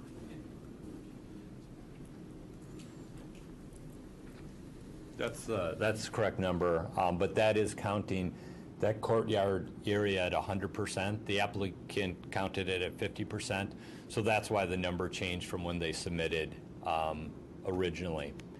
But so again, that courtyard area is being included because they've got a privacy or a security wall of approximately 8 feet instead of a normal handrail on a deck. If it was a normal handrail on a deck, the ordinance wouldn't count it at all. And so for the benefit of residents that might be watching, floor area ratio is basically how much floor, what the square footage of the building is. Correct, and I should point out the courtyard is an interpretation that we've held since the ordinance was amended. So we've done it for residential and other types of construction. But yes, the floor area ratio would be the area of each floor added together compared to the area of the lot. And so on a lot like this, if you had a 3-story building, it should cover about a third of the lot, because our floor area ratio is exactly 1.0. So your 3 stories, you're roughly a third of the lot. Right, a 4-story building, 0.25. Exactly. Right. So they're covering more of it, and because it's 3 stories instead of 4, because a building this tall could be 4 stories. Correct. If this was a 4-story building, the other buildings that are smaller in height are 4-story buildings, except for the one that's immediately to the south. Yeah, then the floor area would be greater because you would have to add another floor plate to the total. It would be 4 floor plates instead of 3. And so, from a neighbor's point of view, what's sort of the right way to think about the size of this building? Because I think it is height, but it's a big building. I mean, it's on a lot of the lot. Sure, and I think one of the things that's interesting is, as this is a tall 3-story building, the 4-story buildings we have are probably short for today's construction. So those 4-story buildings are probably a little bit shorter. This 3-story building is taller than what you would see a typical 3-story building. And if you want me, I could address the difference in the height measurements, at least from the question that I had, right. And I think the applicant did their numbers are correct. The way that height was measured when these buildings were built, there was an elevation taken at the sidewalk in which you would start measuring height. So the buildings you see here, except for the shorter building, came in, the building permit information shows them at 35 feet in height, but the engineer is correct. Those numbers are taken from grade in front of the structure. The elevation that they were using when they determined height was at the sidewalk. So I think their numbers are probably correct. So it's a 40-foot building, but it's a 35-foot building if you're standing back at the there, sidewalk. it was 35 feet. And from someone standing on the street, it feels a little bit more like 35 than 40. Right, but if you're comparing where you're standing. Okay. Can you, Mr. Adler, can you go back to the FAR just so I make sure I understand it? Because you said we're counting the courtyard at 100% because of the wall, the 8-foot wall. Right. They didn't have the wall, and I know that they need it for what they're serving. Would they be over the FAR? Yes, yeah. How much would that FAR be, not counting the courtyard? Is the courtyard around 9,000 feet? Oh, okay. Yeah, I could do the calculation, but my guess would be like high 1.2s. But I thought it was 1.3. I thought when we saw that number, it was in the 1.3s. But 1.27. But I could do that calculation. Give me what I was looking for. But again, on this whole FAR as being sort of a measure of bulk, because it's a 3-story building, the floor plate is only being multiplied by 3, even though you have, in essence, it's bigger than the other 4-story buildings, where if they had a 4th floor, the FAR would be higher. Yeah, that's correct. It's my understanding that the requirement when those buildings were built in the 60s and 70s was a 30% lot coverage. And so if you had a 4-story building, that lot coverage would be about 1.2. You'd take 30% times 4, and it'd be about 1.2. But again, on a 4-story building, on a 3-story building, it would be 30% times 3. Right, but that's why you have both a height requirement and an FAR requirement. Right. So, okay. I've got a question for the applicant. Do you have elevations from street level so that I can put this? I think the big concern is it's a tall building, it's a big building. So do you have something like standing in Wilmette Ave so I can see it relative to the gas station, or standing on Pin Oak so I can see it relative to? We'll pull up on the screen. I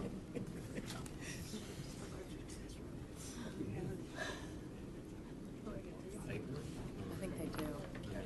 Well, I think, no, there's the street view. I think that's the best to show.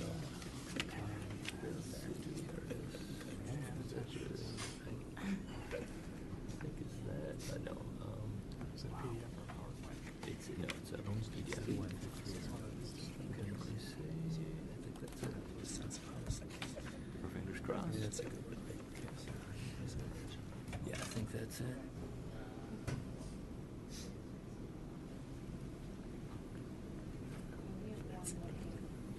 We don't have one sort of from the ground. You know, we've got them sort of Coming up. from Wilmette Avenue, looking to the east. Right, and we have one from Ridge, but I don't see what you're looking for. One from Wilmette Avenue. Yeah, I'm looking for like a pedestrian's point of Wilmette view on Avenue it. Going to the west, right? Which page is that on? It's on page, well, what I'm seeing is page 500, 501. Okay. 502. So that's, I think that's. Right, but the gas station, yeah, the gas station isn't in the picture. The other buildings aren't really. Kind of in the picture, but barely. You can see it because that's the 50. On what's item 1.1? Yep, item 111, right? Yeah, 111, right? Yeah. Right, that's the one you're talking about. But that's showing the gas station, but not really. Right. It's showing more the other building. I'm really looking for an elevation that gives us context, and these seem to, they're very much about the building as opposed to the neighborhood. Yeah.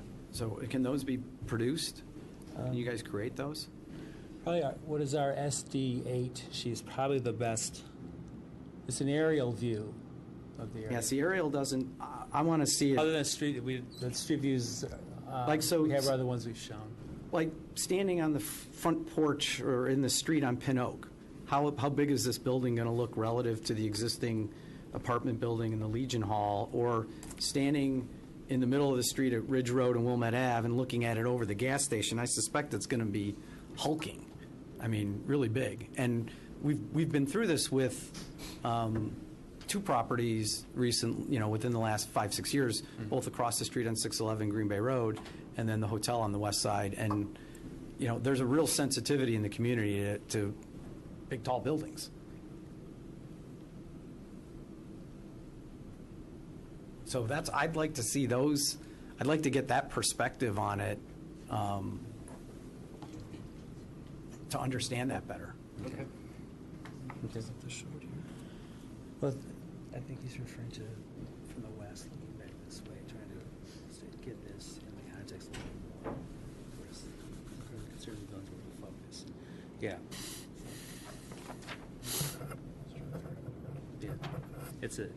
Yeah. I think the view that you're looking for is one we don't have in our package currently. Okay. So. Questions for the applicant? Trustee Leonard? There's several things. There was a memo produced about the ambulance runs and the related costs. Yeah, it wasn't a memo. It was an email to you, Trustee Leonard, based on a question you had in terms of the projected ambulance responses. So what the fire chief and the deputy chief did was look at a comparable structure of Sunrise in town and how many responses they run to on an annual basis, and then extrapolate it based on the number of beds to Artis. And the projection was about 80 anticipated ambulance runs. Whether those are simply calls for service, it doesn't mean transport. Versus just helping somebody and then leaving and returning back to quarters. So we would expect 80 runs, which is close to 80 more than we currently run to the site now. So a significant addition in service to the fire department. Can you explain how the cost of those runs and how that may or may not be reimbursed through insurance, or how does that work? Sure. If we transport a patient, there is an ambulance transport fee, and that fee depends on the type of service provided. If it's a BLS service, I think it's around $440. If it's advanced life support ALS, that's upwards of, I believe, $700. But that's for a transport. If there's no transport and we're just responding, a lot of times to senior facilities in town, we'll respond. Somebody fell out of bed or fell down.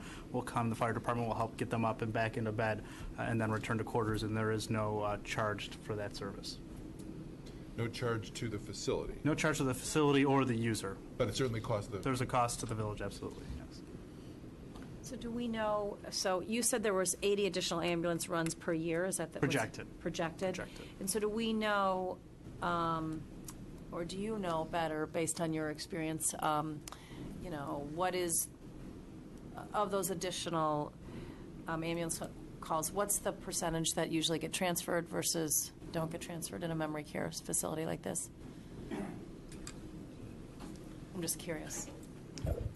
And when you say transfer, you mean? Transfer to the hospital, transfer like off a real the property. emergency call such versus that, a routine. Such that our village would be reimbursed for that cost, I guess is what I'm saying. No, that's a good topic, and I'm interested in learning more on it. I think our experience, I'd want to look at your numbers and your generation with Sunrise. Our experience is less than that. I wouldn't anticipate certainly 80 emergency runs. In total, maybe 80 is credible if you include an emergency run in a routine transport. That includes all fire department response to the facility for an ambulance call. Okay, and different jurisdictions have different services that'll, sometimes just an ambulance comes, other times police routinely come, and so I'm interested in learning how that works. But 80 may be a good number if you lump all the runs in together. But I know the real meaningful emergency calls we experience significantly less than this number. I don't know if that answers your question. We have nursing care all 3 shifts. Not every assisted living facility does, and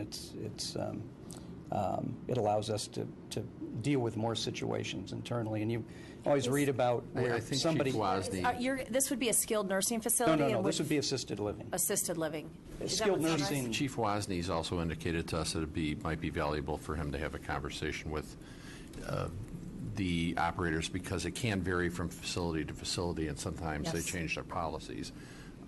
Where in the past they might have had staff pick somebody up if they've fallen down, or a system, sometimes they change a policy and then they insist on a paramedic call out each time that there's somebody slips out of bed or falls down or something like that. And I can tell you, some operators do that. I think it's a lack of training, a lack of nursing coverage, being terrified of litigation. But if a resident falls, we're going to help that resident. We're not going to be calling for emergency help to do that. So that's why there is some degree of variability depending on the and as policies of the facility itself.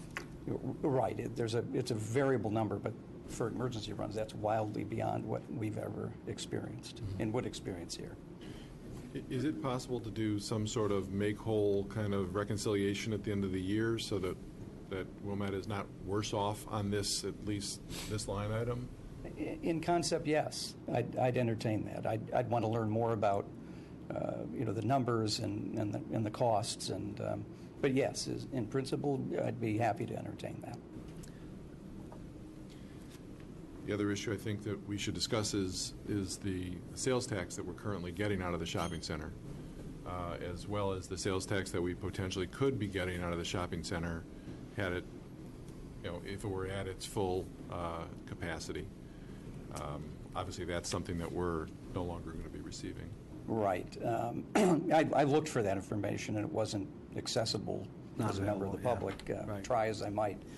I can say, from a real estate tax standpoint, I did kind of research some comparable sales. I understand for tax purposes, that's how you approach the real estate component.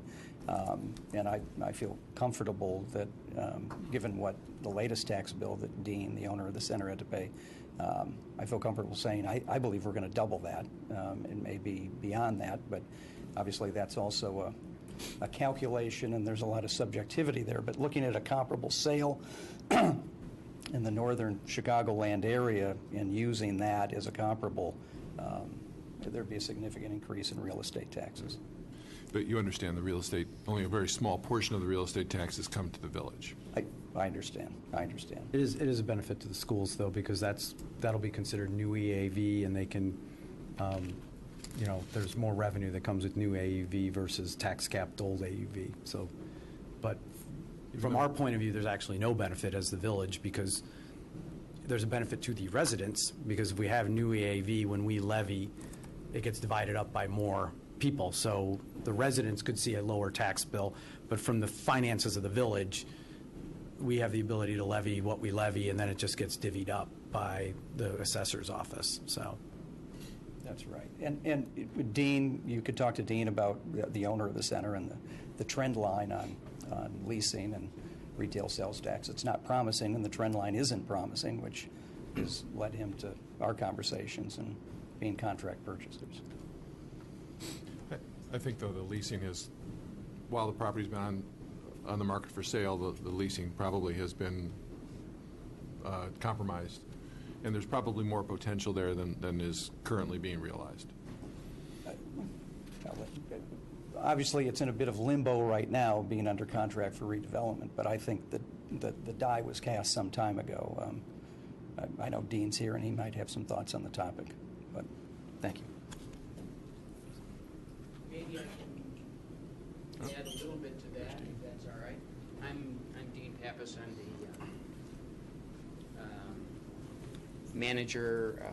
managing member of Wilridge Plaza, which is the owner of Wilridge Center. And as far as the amount of sales tax that is generated at the center, I don't have those kinds of figures. I actually thought sales tax figures were available here. They're not. At the village. They're not. They're It's not. considered confidential information, correct? I mean, we have to sign agreements with the state that releasing the data, the individual businesses are free to release data if they want, but we're actually subject to criminal prosecution if we release the numbers. Okay. Well, looking at the center historically, when it first started back, it was built in 1960 as a Red Owl grocery store and as Parkway Drugs. It was Herbinger Drugs originally. And so it was 100% retail back then. Two large, at least at that time, large retail spaces. And then the way the center actually was able to survive through all those years was by adapting. And the grocery store left. This was well before our time. The grocery store left. Spaces were subdivided somewhat. Wound up with larger retail spaces. Again, I guess plenty of sales taxes. And then that, again, through time, it evolved, and the retail spaces got smaller. the retail spaces started changing in nature to what I would call personal service establishments. And right now, and that evolution has continued to this day. And right now we have, as far as retail establishments in the center itself, we really have just 2 restaurants. All of the one's a fast food, and the other is a Asian restaurant. All of the other services are personal services. And right now you're correct, we are at a 42% vacancy factor. And the Walgreens, which had purchased Parkway Drugs, eventually moved because retail kind of has lost its flair at a location such as that, which is, I think, it's a wonderful location for destination-oriented kind of thing, and that's why personal service does work very well there, which is what Artis actually is. It's the ultimate personal service. It's what I like to think of as the natural evolution of what started in 1960. And but through online shopping, retail shopping, there hasn't been a lot of interest in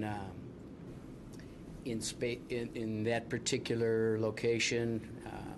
The Walgreens that left 3 years ago, well before Artis appeared on the scene, and the space we've been unable to rent it to a retail user, and so yeah, it's just the Walgreens has gone down the street to what would be what I would call a big box type of facility. What is their standard facility? So, and then the other large vacancy that we have was Runner's Edge, which really had a space that was just too large for them. So, yeah, I think as far as retail is concerned, it's been diminishing, and trying to replace that through the years has been more and more difficult. I don't know if that answers your sales tax, but I would think that that the likelihood of that being substantial in the future is probably somewhat remote. My point only was that when we're talking about public benefit, there's some issues that would just bring us to par, and there's other issues that would be improving our lot, and the issues of making whole on the ambulances, and certainly making whole at some agreed upon number on sales tax would just get us to where we are today. Yeah. And discussion about doing better than that is above and beyond that from my perspective. Right, and doing better than that might have to come in a different form than sales tax, and you might have to look for other forms of benefit to the public.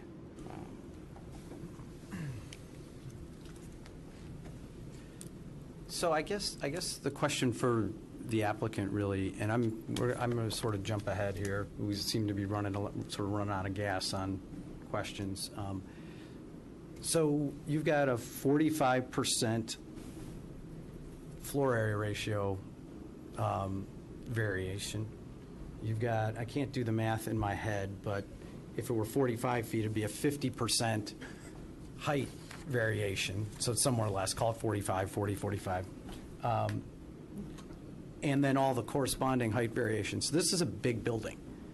And when I think about your public benefit, stormwater, better than a old shopping center, but only as good as anybody else would have to do if they redevelop the site. So I'm not sure there's a huge incremental benefit there.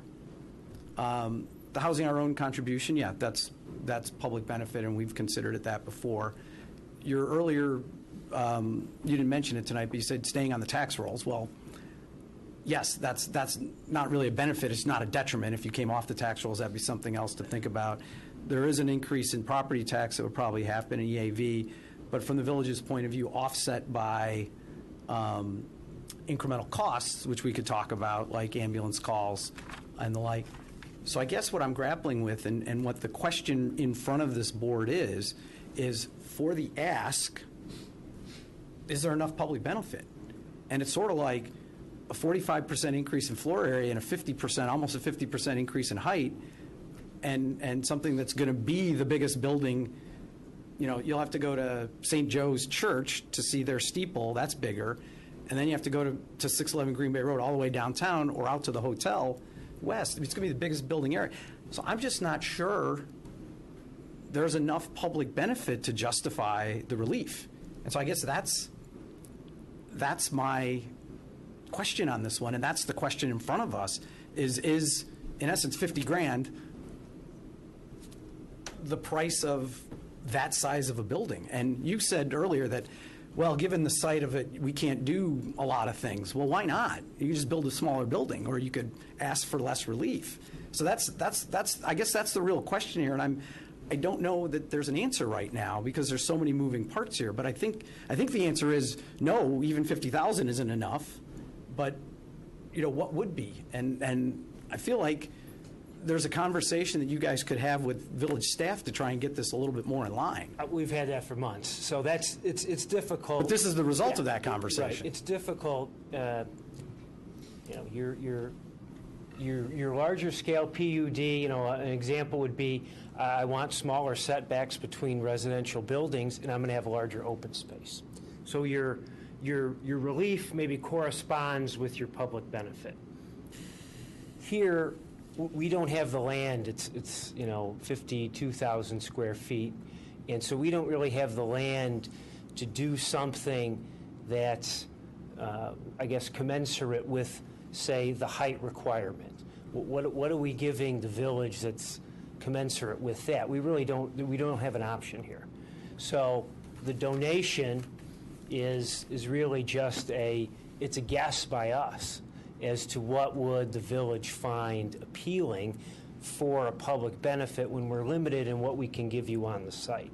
So I agree with your, I can see why you're concerned about, is this enough, is it not enough? Well, it's a very subjective standard. And we certainly have asked staff for suggestions. Housing our own donation was a staff suggestion. We didn't come up with that on our own. So we have been trying to engage when we can, but without the opportunity to be before the board in any formal setting, and we really don't have your reaction until we get here as to what you think is appropriate for a public benefit. Mr. Adler, could you, I mean,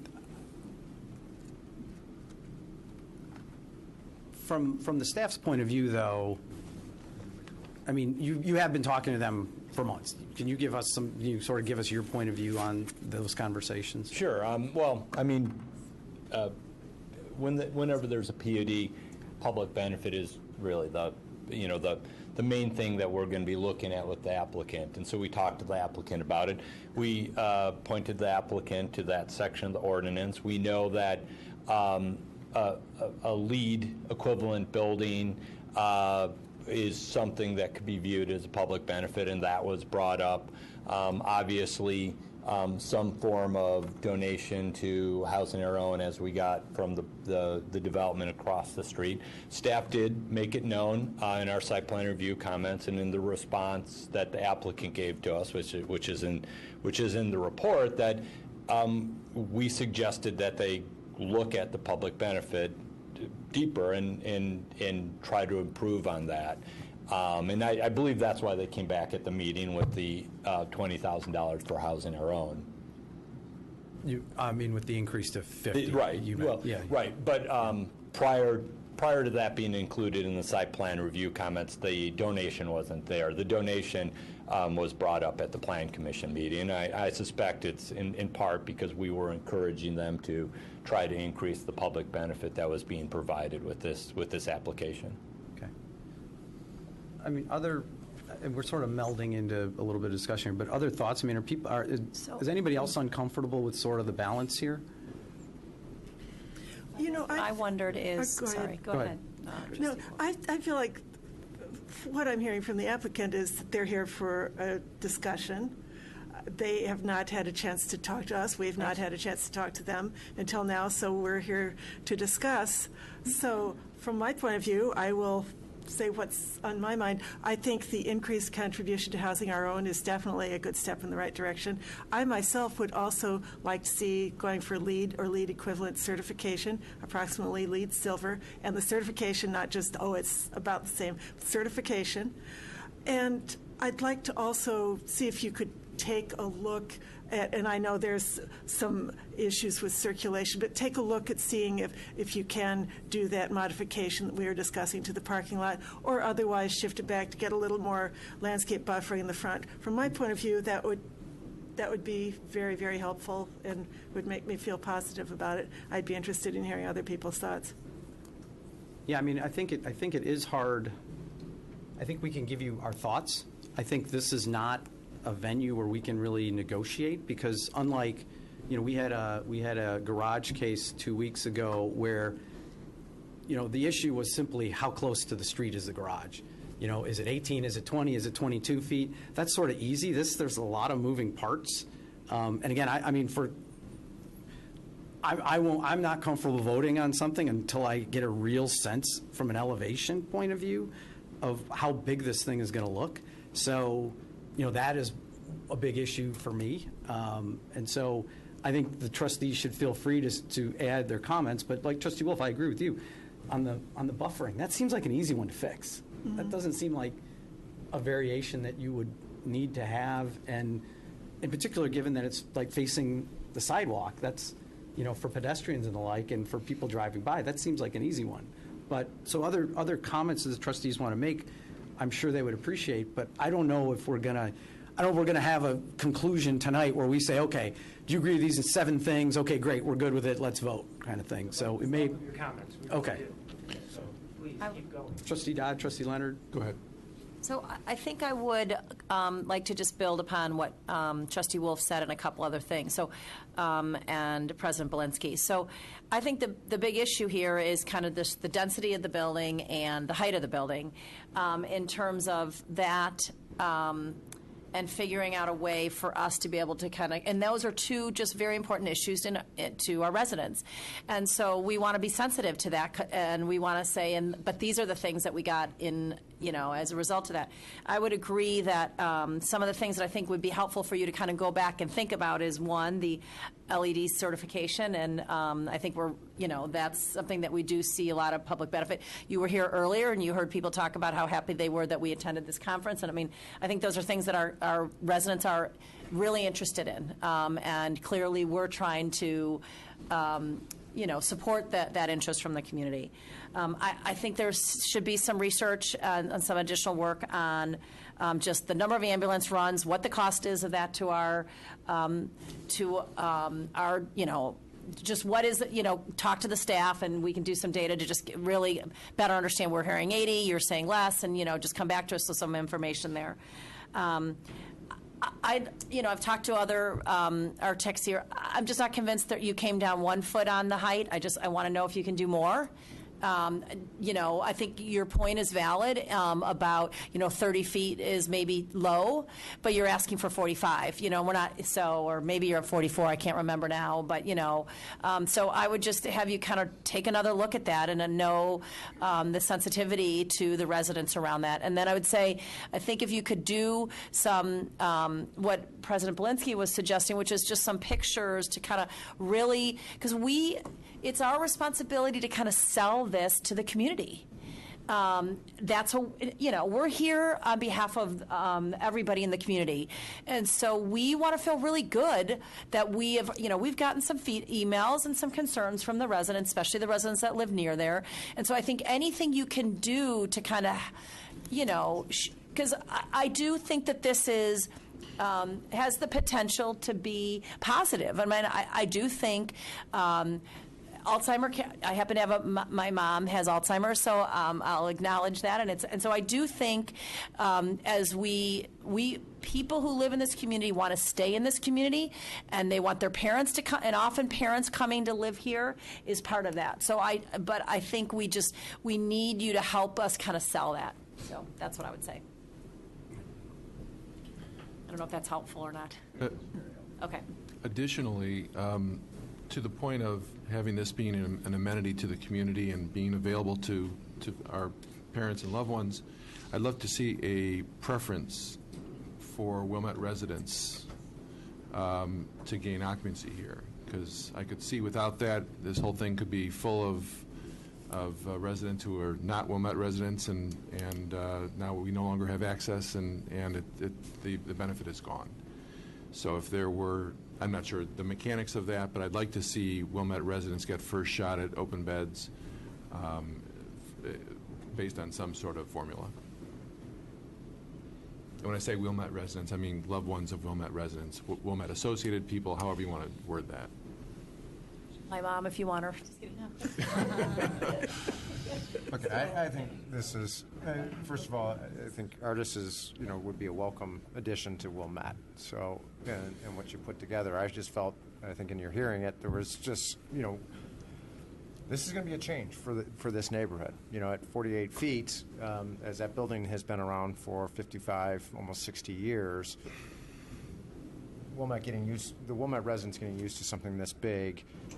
I don't think people realize it enough. When we talk about 611 across the street, there was a lot of talk about what that impact was going to be. And even though that was only, I think, 3 feet, that was only 3 feet over the village center limit. And people still are talking about it now that it's up, and we're getting feedback. So I think this is going to have an impact in that neighborhood. I do wish, and I think it's great what you're providing, and I think what the initial thought could be an upgrade, because, and I've seen that. The center, when Royce's Sporting Goods was there, and wish it were full and vibrant, and whether it can be or can't, I don't know, but I think it'd be nice to see something upgraded in that corner as a whole. And how do we really upgrade that? I know there's some limitations, but I'd like to see that. I think what I'm hearing, and I agree with Trustee Leonard, the preference, because you use that a lot, that it's going to be a benefit to Wilmette residents, but I didn't see if it's occupied. So I agree with, is there a way that you can make some, that it could be a little bit more accessible to Wilmette residents. I agree with Trustee Wolf on the LEED certification. She obviously knows it better than myself. So that was a good suggestion. The stormwater, too, and you were probably here when we were in the earlier meeting on the Committee of the Whole. Stormwater is a big topic.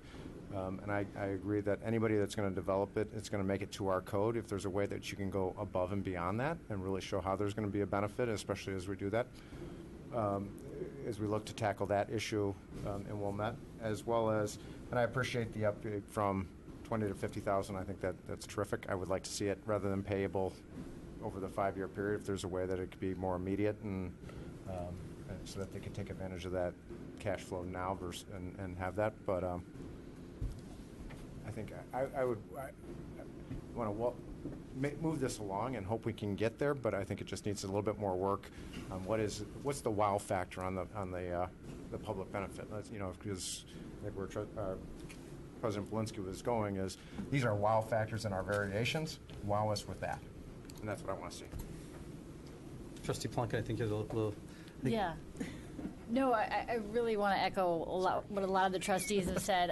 I do think that a lot of the community would get behind, an Alzheimer's care facility, and they can get their heads around that, and they think, yes, that's a good idea. So I think you need to get their heads around the building, which could be, a very attractive building, and some of the pictures I've seen are very attractive. It's a big bulk for that size, so you need to sell that. I like the LEED certification. I like the appearance.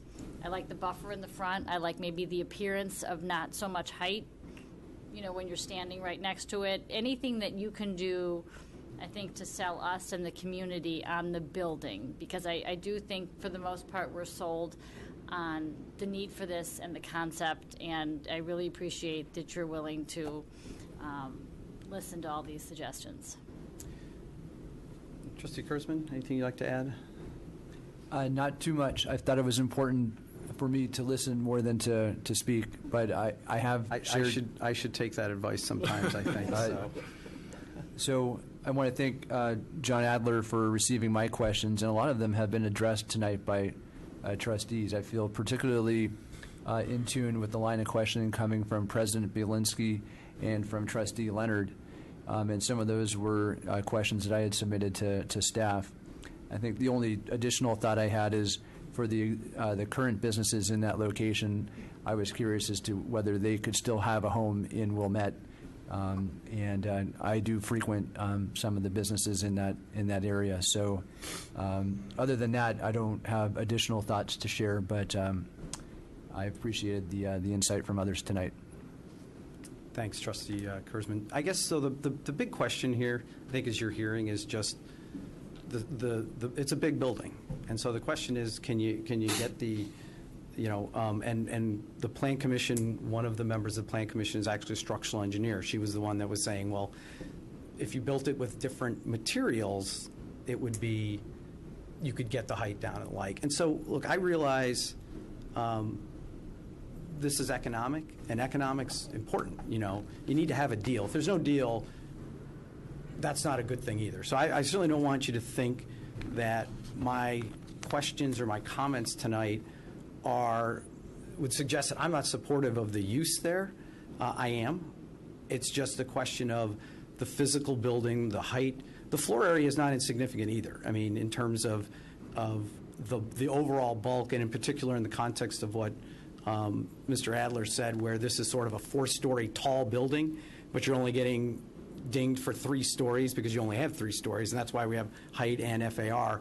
It's a big building for the site, and so the ask is pretty big, and either the ask has to go down, on a relative basis, whether that's FAR or height, or the benefit needs to go up. And I think people have given you a lot of suggestions as to at least what we value, what the individuals here value, and then I think staff has a pretty good, the staff has worked with us for a long time, and they offer pretty good guidance. So I guess my suggestion, and I think this is where people are, is, maybe we table this, and they go back, work with staff, and come back and sort of say, okay, given feedback from the board and feedback from staff, this is what we think we can live with. Because you got to be able to live with it, obviously. We're not trying to create something that you can't live with. And then come back to us, at either our next meeting or the meeting following that, however long, you think you'd want to reformulate. I mean, Mr. Adler, do you have an opinion on, we do have a gap here. Is the January 9th meeting a realistic sort of point of view, or should this be the end of January? I would really, we would definitely appreciate to be on the January agenda. We have 2 meetings. We don't have 2 meetings in the first meeting in January. Sooner the better. Okay. It is under contract, but we don't have contract rights that last Right. forever. Right. No, understand. Sooner we can and get and the opportunity to get earlier feedback from you too. Well, and for the seller's point, for the seller, we have questions, but I don't think you heard people say this is a bad use for the property. And so hopefully this encourages you to sort of figure it out in the context of this whole process. And look, you guys have built a lot of these facilities, so you know how these processes go.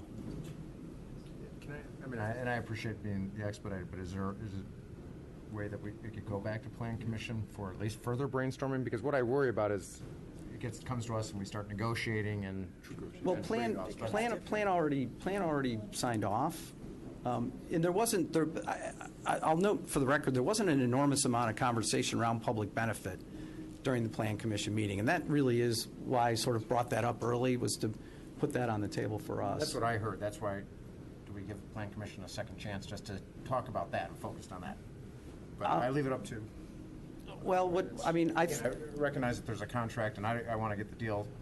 I want to help them, but. I doubt we have sufficient time to go back to the plan. Yeah, I mean, Mr. Adler, what's your thoughts here? I mean, we go back to the Plan Commission. We already have another PUD in the waiting to go, possibly January 16th or the first Tuesday in February, and another subdivision that came in that are going to be on in January and February. So that might prove difficult with timing. Do you think the staff can work with the applicant here to try and figure something out? Do you think it needs... I think that staff would be appropriate. Okay. In this case. So are people comfortable with that as a plan? Yeah, I just want to say, I meant to mention during my comments, I think this facility would be a tremendous thing to have in the community. I think it would be a welcome addition and a good use of the space. So I'd really like to see it go ahead. And it seems to me that there are things that can be worked out. You know, I'm very hopeful about this. I agree with that. I mean, we have lots of residents who move their parents here and they're looking for these facilities and they're moving them to Evanston or they're moving them to Glenview. And so and that's just going to continue. So I think we want this, we want this to be successful on both sides, for us as a village as well as you, so. This has been excellent feedback. I really appreciate it. So what I guess I would entertain is, and I think there are members of the public here to speak, but we're not going to vote tonight, so I'm going to ask you to defer your comments to the night when we would actually vote. Although, well, who's interested in being heard on this matter? Are there people? You know what? For the benefit of the applicant, let's have you speak as well. If I can give you each 3 minutes? Okay. So, ma'am, you can go first. So I think this is helpful, actually, to the applicant as well. So my name is Mimi Dre, and my family has resided in Wilmette on Cedar Lane for 30 years. And this is my neighborhood. And don't take offense to this, I would encourage you tomorrow to drive this corridor, to drive Ridge and Wilmette, and see what this building will face. It's facing another strip mall. There's a gas station to the north. There's an apartment building to the south. There's a huge apartment building to the north of the intersection. I approach things in life, I don't look at what I can get out of this. The village will benefit from the presence of a senior living facility for Alzheimer's and dementia care in our neighborhood. And that's what I feel is the greatest public benefit to the village of Wilmette. So the setback as far as putting a buffer, it would be putting a buffer between the building and the street and another strip mall. So I don't see the benefit of pushing the building back and creating more of a buffer. You're going to hear a PUD in January for the HODC. It's going to be the same size building on a smaller piece of property, poor parking. Part of this building, the first floor is parking. So the residential is only on the second and the third floor. So you have to remember that they're incorporating the parking within their building to not encroach on the visual space around the building, which I applaud them. But I believe that artists would be a significant contribution to our village, to our aging population. I had a mother-in-law live at 3 Crowns Park in Evanston that's nestled in a residential community on a complete city block, and it's a 3-story building. We get used to things. I don't see the objection to 3 stories in that corridor, because it's not encroaching on a specific neighborhood. So I applaud the discussion and the civil exchange of ideas, and I hope that you get the information you need from artists and you can move forward on approving this. Thank you. Thank you very much. So, ma'am?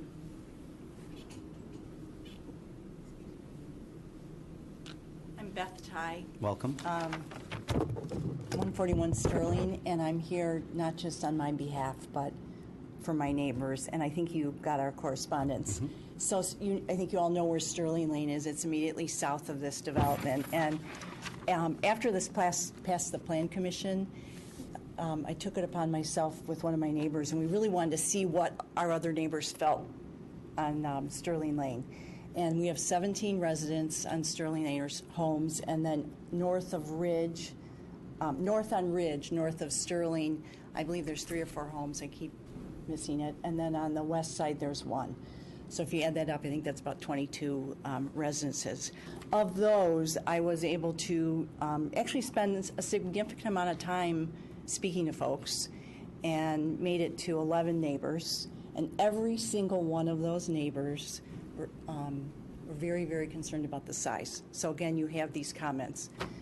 Way too big, just way too big. We are primarily a residential neighborhood, even though this is zoned commercial or mixed use. We are primarily a residential neighborhood, and the size really concerns folks.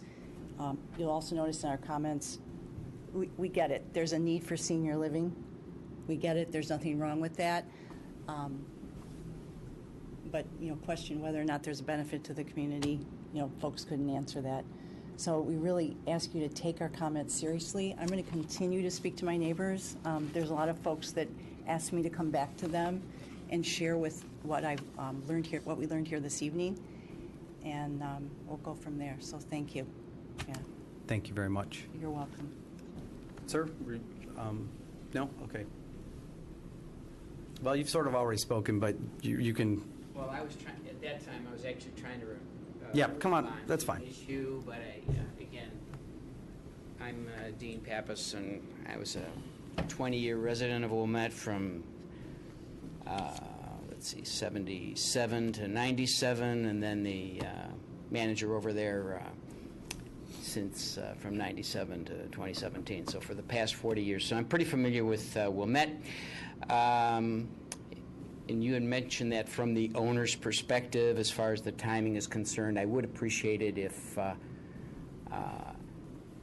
this thing can be looked at expeditiously. I thought all of the comments that were made were terrific, and it's good to keep our thinking caps on and to improve what I hope is already considered to be something positive for the neighborhood.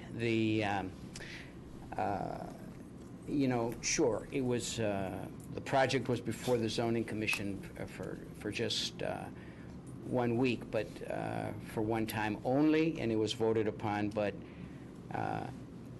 Artis has been talking with us. It's been a year now in the planning, and as far as touching base with the community, I don't know how or why they actually had the nerve, but they took it upon themselves to solicit input from the neighborhood twice, and they sent out mailers, and this was all just done, from their. They initiated all of this thing, which is perhaps one of the reasons why there wasn't a lot of inquiry back at the zoning commission. So, it has been looked at a lot. I know you guys have only seen it once, and I welcome the comments that were made, and hopefully we'll get to a better building for everybody. Thank you. Thank you. Okay, so is there anyone else for public comment? So I think I would entertain a motion if someone was willing to make a motion here. Motion to table. Right. Until the January 9th. January 9th, that's the date of the meeting. Is that correct? Yes. Okay. Second? All right, so motion to table's been moved and seconded. Is there any further discussion? Okay, all those in favor say aye. Aye. Aye. Are there any opposed? All right, so we're tabled to the first meeting in January, and we don't have a second meeting in December. We won't be here the day after Christmas. Thank Okay. you, we appreciate your time tonight. Okay, are we back to Trustee Leonard?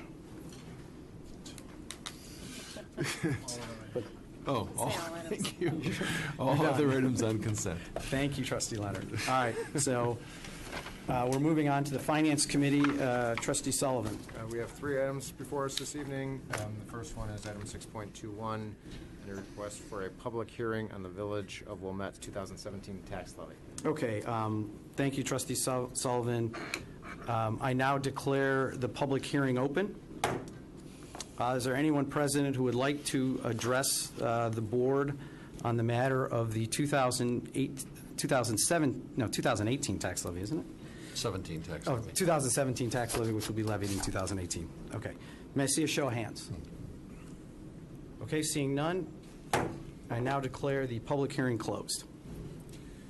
Our next item is item 6.22, and a motion to approve the adoption of ordinance 2017-083 regarding the 2017 tax levy. Okay, is there a second? Second? All right, it's been moved and seconded.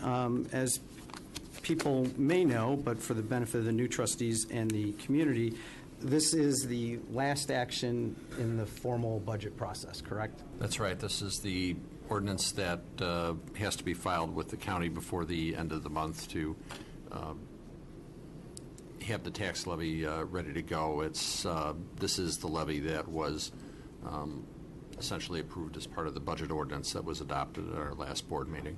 Okay, so this is sort of the process. We've talked about the budget but is there any additional discussion? Okay, and with regard to public comment, we just had a public hearing on this matter, so no additional discussion. Would the clerk please call the roll on the motion? Trustee Wolf. Aye. Trustee Sullivan. Aye. Trustee Plunkett. Aye. Trustee Dodd. Aye. Trustee Kurzman. Aye. Trustee Leonard. Aye. President Belinsky. Aye. The motion carries. The ordinance has been adopted. Our last item this evening is item 6.23, which is a motion to approve the creation of an ad hoc minimum wage paid sick leave working group with the following members being appointed. Serving as chair is former president of Wilmette, John Jacoby, as well as residents Brian Fabes, John Hazer, Beth Lambrick, George Rafiti, Laura Salil, and Teresa Stenkin. And I apologize if I butchered names. Okay, so is there a second? Second. All right, it's been moved and seconded. Trustee Sullivan, is there anything you'd like to say here? No, this is just in follow-up to the directive that you gave President Belinsky on further research and information that would be led by the Finance Committee on this important topic to all of Wilmette. And I appreciate Trustee Leonard and Trustee Plunkett. We've had a few meetings on this, as well as a open, very collaborative dialogue with residents to get to how do we get more information. And this group was put in place to do just that, to be an outreach, gather more information. They're not to make recommendations. It will be part of Public Open Meetings Act, so every resident is able to participate. And I have confidence that the 7 members on this board, as well as staff, will work to come up with some information that the Finance Committee will bring back to this board to give us more direction as a board. Okay. I'm going to ask, I see Mr. Marshall right there, so I'm going to ask if there's... I saw him too. I'm going to ask if there's anyone who would like to be heard on this matter. Mr. Marshall, please. Welcome. Thank you. Nice Thank to see you. you First tonight. of all, congratulations on finishing your budget process. I know that wasn't easy. I'm John Marshall. I've been a Wilmette resident for 23 years, live on Prairie Avenue with my family. I've been pleased that the village board is appointing the working group to study the Cook County minimum wage and paid sick leave ordinances. And I've been pleased with the process, open process so far, as Trustee Sullivan said.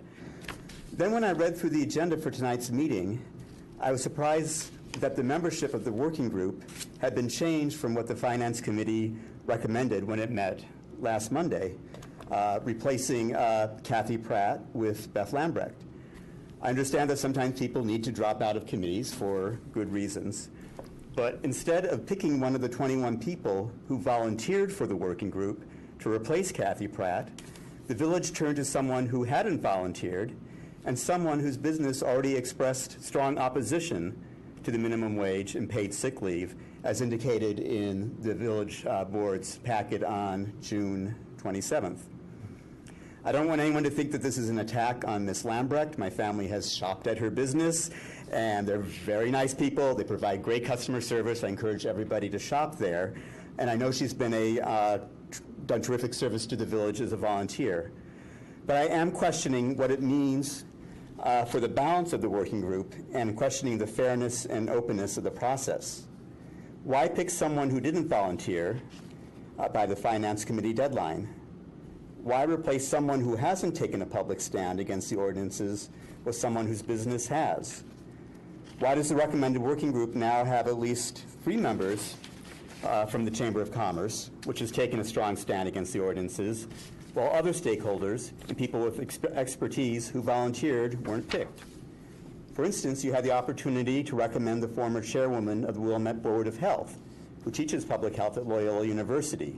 She would bring a different perspective to the working group and would be a great choice. Or if you're going to look beyond people who volunteered, how about someone who brings the perspective of workers, which isn't really currently present in the working group that's been recommended? I hope the village board, in its wisdom, will rethink how it is replacing Ms. Pratt in order to maintain the community's trust in this process. Thank you. Is there anyone else who'd like to be heard on this matter? Trustee Sullivan, you were sort of involved in that process, and with, I believe, with former President Jacoby as well. Correct. And yes, we did have a change. First of all, Ms. Pratt was great to volunteer. It didn't work out for various reasons, and we had always, even prior to this, reached out to Beth Lambert in hopes that she would bring that balance. Our goal was, again, this group, not a decision-making group, but really a fact-based group that had good outreach. We felt that we always wanted to have some true business owners, and some of the outreach, because that's what came up, was, how could we get the business owners to participate and feel that it was a secure place where they could voice some of their opinions, as well as, most importantly, get to employees of the various business. It was hard for us to find an employee that would volunteer. So it was great that Ms. Lambert stepped up to fill that. I think she's just one of 7 that will be reaching out to the entire community to gather the information, and hopefully in that collaborative way. Like I said, it was really just important for us to get a cross-section of a mixed group that we felt could be productive and work together, and we were confident on this. And I do appreciate when we had that initial meeting to get well over almost 30 requests to be a part of this. You can see the importance, and ultimately we had to whittle it down to 7 people just to at least lead the effort, but we will constantly communicate and hopefully continue the process that we're on. And as I said, when we kicked off the Finance Committee, we're resetting this and going to get us the information we need. Okay. Any questions? Any trustees? I have a question for Trustee Sullivan. It might be helpful, just because of the comments you made, John. Maybe you could just go through, and it would be helpful for people who might be watching, just the background of these 7 people, maybe, and the various perspectives they would bring. Would that be helpful? I don't know. I think. Yeah, turn it over, because really the working group's is going to be working with. It would just. I think it would just reinforce the very, the different perspectives that would be here. Mike Brayman really deserves a lot of the credit here, because he was the one orchestrating this, and that's where the emails were going to. Do you need a little bit of time while you reboot your computer? Sorry, Mike. Yeah, this might be something better. Okay. Communicated. Are you ready? I can run through this real quick. I just was thinking more people who are. I just want to make sure staff's prepared. Yeah. That's all. I'm sorry. At I just assumed. the first Finance Committee meeting on this topic, there was consensus amongst the committee that the village needed to lead in terms of the selection of the chair, to have somebody who was well respected in the community, was seen as somebody who could be fair and even-handed on all sides. And that's where John Jacoby was selected, and we appreciate his willingness to serve on this and lead this group. And then, And as it's been said, but John Jacoby's former village president of the village, That's right? for people to know. Yeah. And then we did solicit volunteers via email. So individuals interested submitted statements of interest to me over about I think it was a 2.5, 3 week period. We had about 20 individuals who submitted statements of interest. We reviewed those with the Finance Committee, and the individuals that were selected include a resident who had helped work on the City of Chicago paid sick leave study working group and brought some expertise on the sick leave side. We have a small business owner at 4th and Linden who spoke at the Finance Committee meeting and discussed the impact the ordinance would have on their. And John Hazer for the business owner of 4th and Linden, in terms of the impact the ordinances would have on his ability to recruit new young professionals and turn them from entry-level employees into full-time professionals who can move on to a more fulfilling career. Kathy Pratt was selected and had volunteered to serve initially for several reasons. She's a Wilmette resident. She is a Wilmette employer. And she has a lot of connections throughout the business community. And we had talked to a lot of business owners through the process who were uncomfortable participating because they were worried about the impact it would have on their businesses and their bottom lines. And it was very difficult to find business owners willing to serve. And Kathy Pratt filled that void in terms of having connections throughout the business community and being able to work with those businesses offline to get them comfortable with the process, to talk to them, to get information with them, and help encourage them to participate and trust the process moving forward. And that's when Kathy was unable to serve. We had looked at Beth Lambrick from the same standpoint. Beth has been a chamber member for over 30 years, a past president of the chamber. She has those similar contacts and relationships that Ms. Pratt had, and is able to help bring those businesses along into the process. I mean, she grew up in the village, and she's a former trustee as well. Former trustee, resident business owner. George Raffiti is a small business owner. He owns a business downtown here. He had spoke in regards to the ordinances at the June village board meetings. Laura Soleil is on the Chamber of Commerce Board of Directors, so she'd be representing the formal chamber position. And Therese Steinken is the former director of the Development of Family Service Center, and she's a board member of the League of Women Voters. And I think that's important, too. We should there was a lot of feedback on how we got to this and what worked. It wasn't just an immediate decision coming from the Finance Committee to come here. And I do want to compliment the League of Women Voters, Allison and Kate, who I met with and gave a lot of the feedback of how do we have this open process and a dialogue. And really that's what we're trying to accomplish here. One, on the Finance Committee, we're charged with this, is to gather as much information to bring it back and have that open process. So. And this group is not charged with making any recommendations. Correct. They're charged with, finding out the questions to ask and finding out how to answer those questions. Correct. Yeah, and they're going to work with Tim and Mike and what information to collect, how to go about it, what are some of the right questions, constantly reporting, or on a regular basis reporting back to the Finance Committee, are they going in the right direction, so that we can gather the information that we could bring back to the 7 of us to continue to see where that goes. And as a group appointed by this board, I'm just clarifying with Mr. Stein, this group will be subject to the Open Meetings Act. All their meetings will be public meetings. Notice will have to be posted and the like. So this by law will be an open process. Absolutely, and part of that law is the public comment aspect, where anybody, including any citizen or any non-citizen, can come and make their comments to this board as well, like they do here today. Right. So it's important to know that there is a participation aspect. Just because your name's not on there doesn't mean you cannot participate, and by law you're allowed to. As a matter of fact, that's what this group is supposed to do, to get people to participate. That's the whole point. There's everything that Mike has prepared is online, and it's a binder. It's the world's largest binder of information. When you can top a budget binder, you're working on something serious. We've upgraded. Okay. All right. Any other questions or discussion from the trustees? Just a question, if I might. Is 7 just a standard number for a group? We had talked at the Finance Committee about 5 to 7. That anything above that would be somewhat unwieldy to be able to make progress, move forward, and make decisions. So I think that's the number at the village board level. That's the number at most of our boards and commissions, and it seems to work and be effective. And going above that was a concern in terms of being productive. And again, anybody can participate. There's no limit on how many people can offer their comments to this group, to the Finance Committee, or to us. And there's going to be a lot of active outreach. Part of this group's responsibility is going to be communicating with our residents in the community and getting that feedback. And we're going to be sure to take the 20 individuals who submitted statements of interest and weren't selected.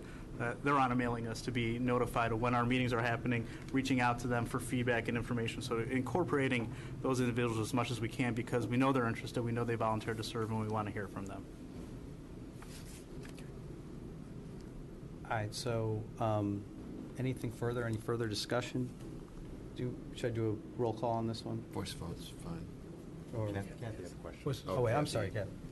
I think Trustee Sullivan said this, but I just want to thank the committee members, the Finance Committee members who have helped create this group, and then I just think it's really helpful that we've got these residents and business owners who are willing to participate in this group, because I think it's obviously a really important issue in front of the board, and obviously it'll take these 7 members some time, and I just wanted to publicly make sure we appreciate what they're doing, so thank you. No, and that's actually a great point, because I'm remiss in not doing that myself, because, look, anytime you volunteer for anything, you're giving part of yourself back to the community. And so, obviously the 6 of you, but now these 7 individuals are stepping into the issue. So,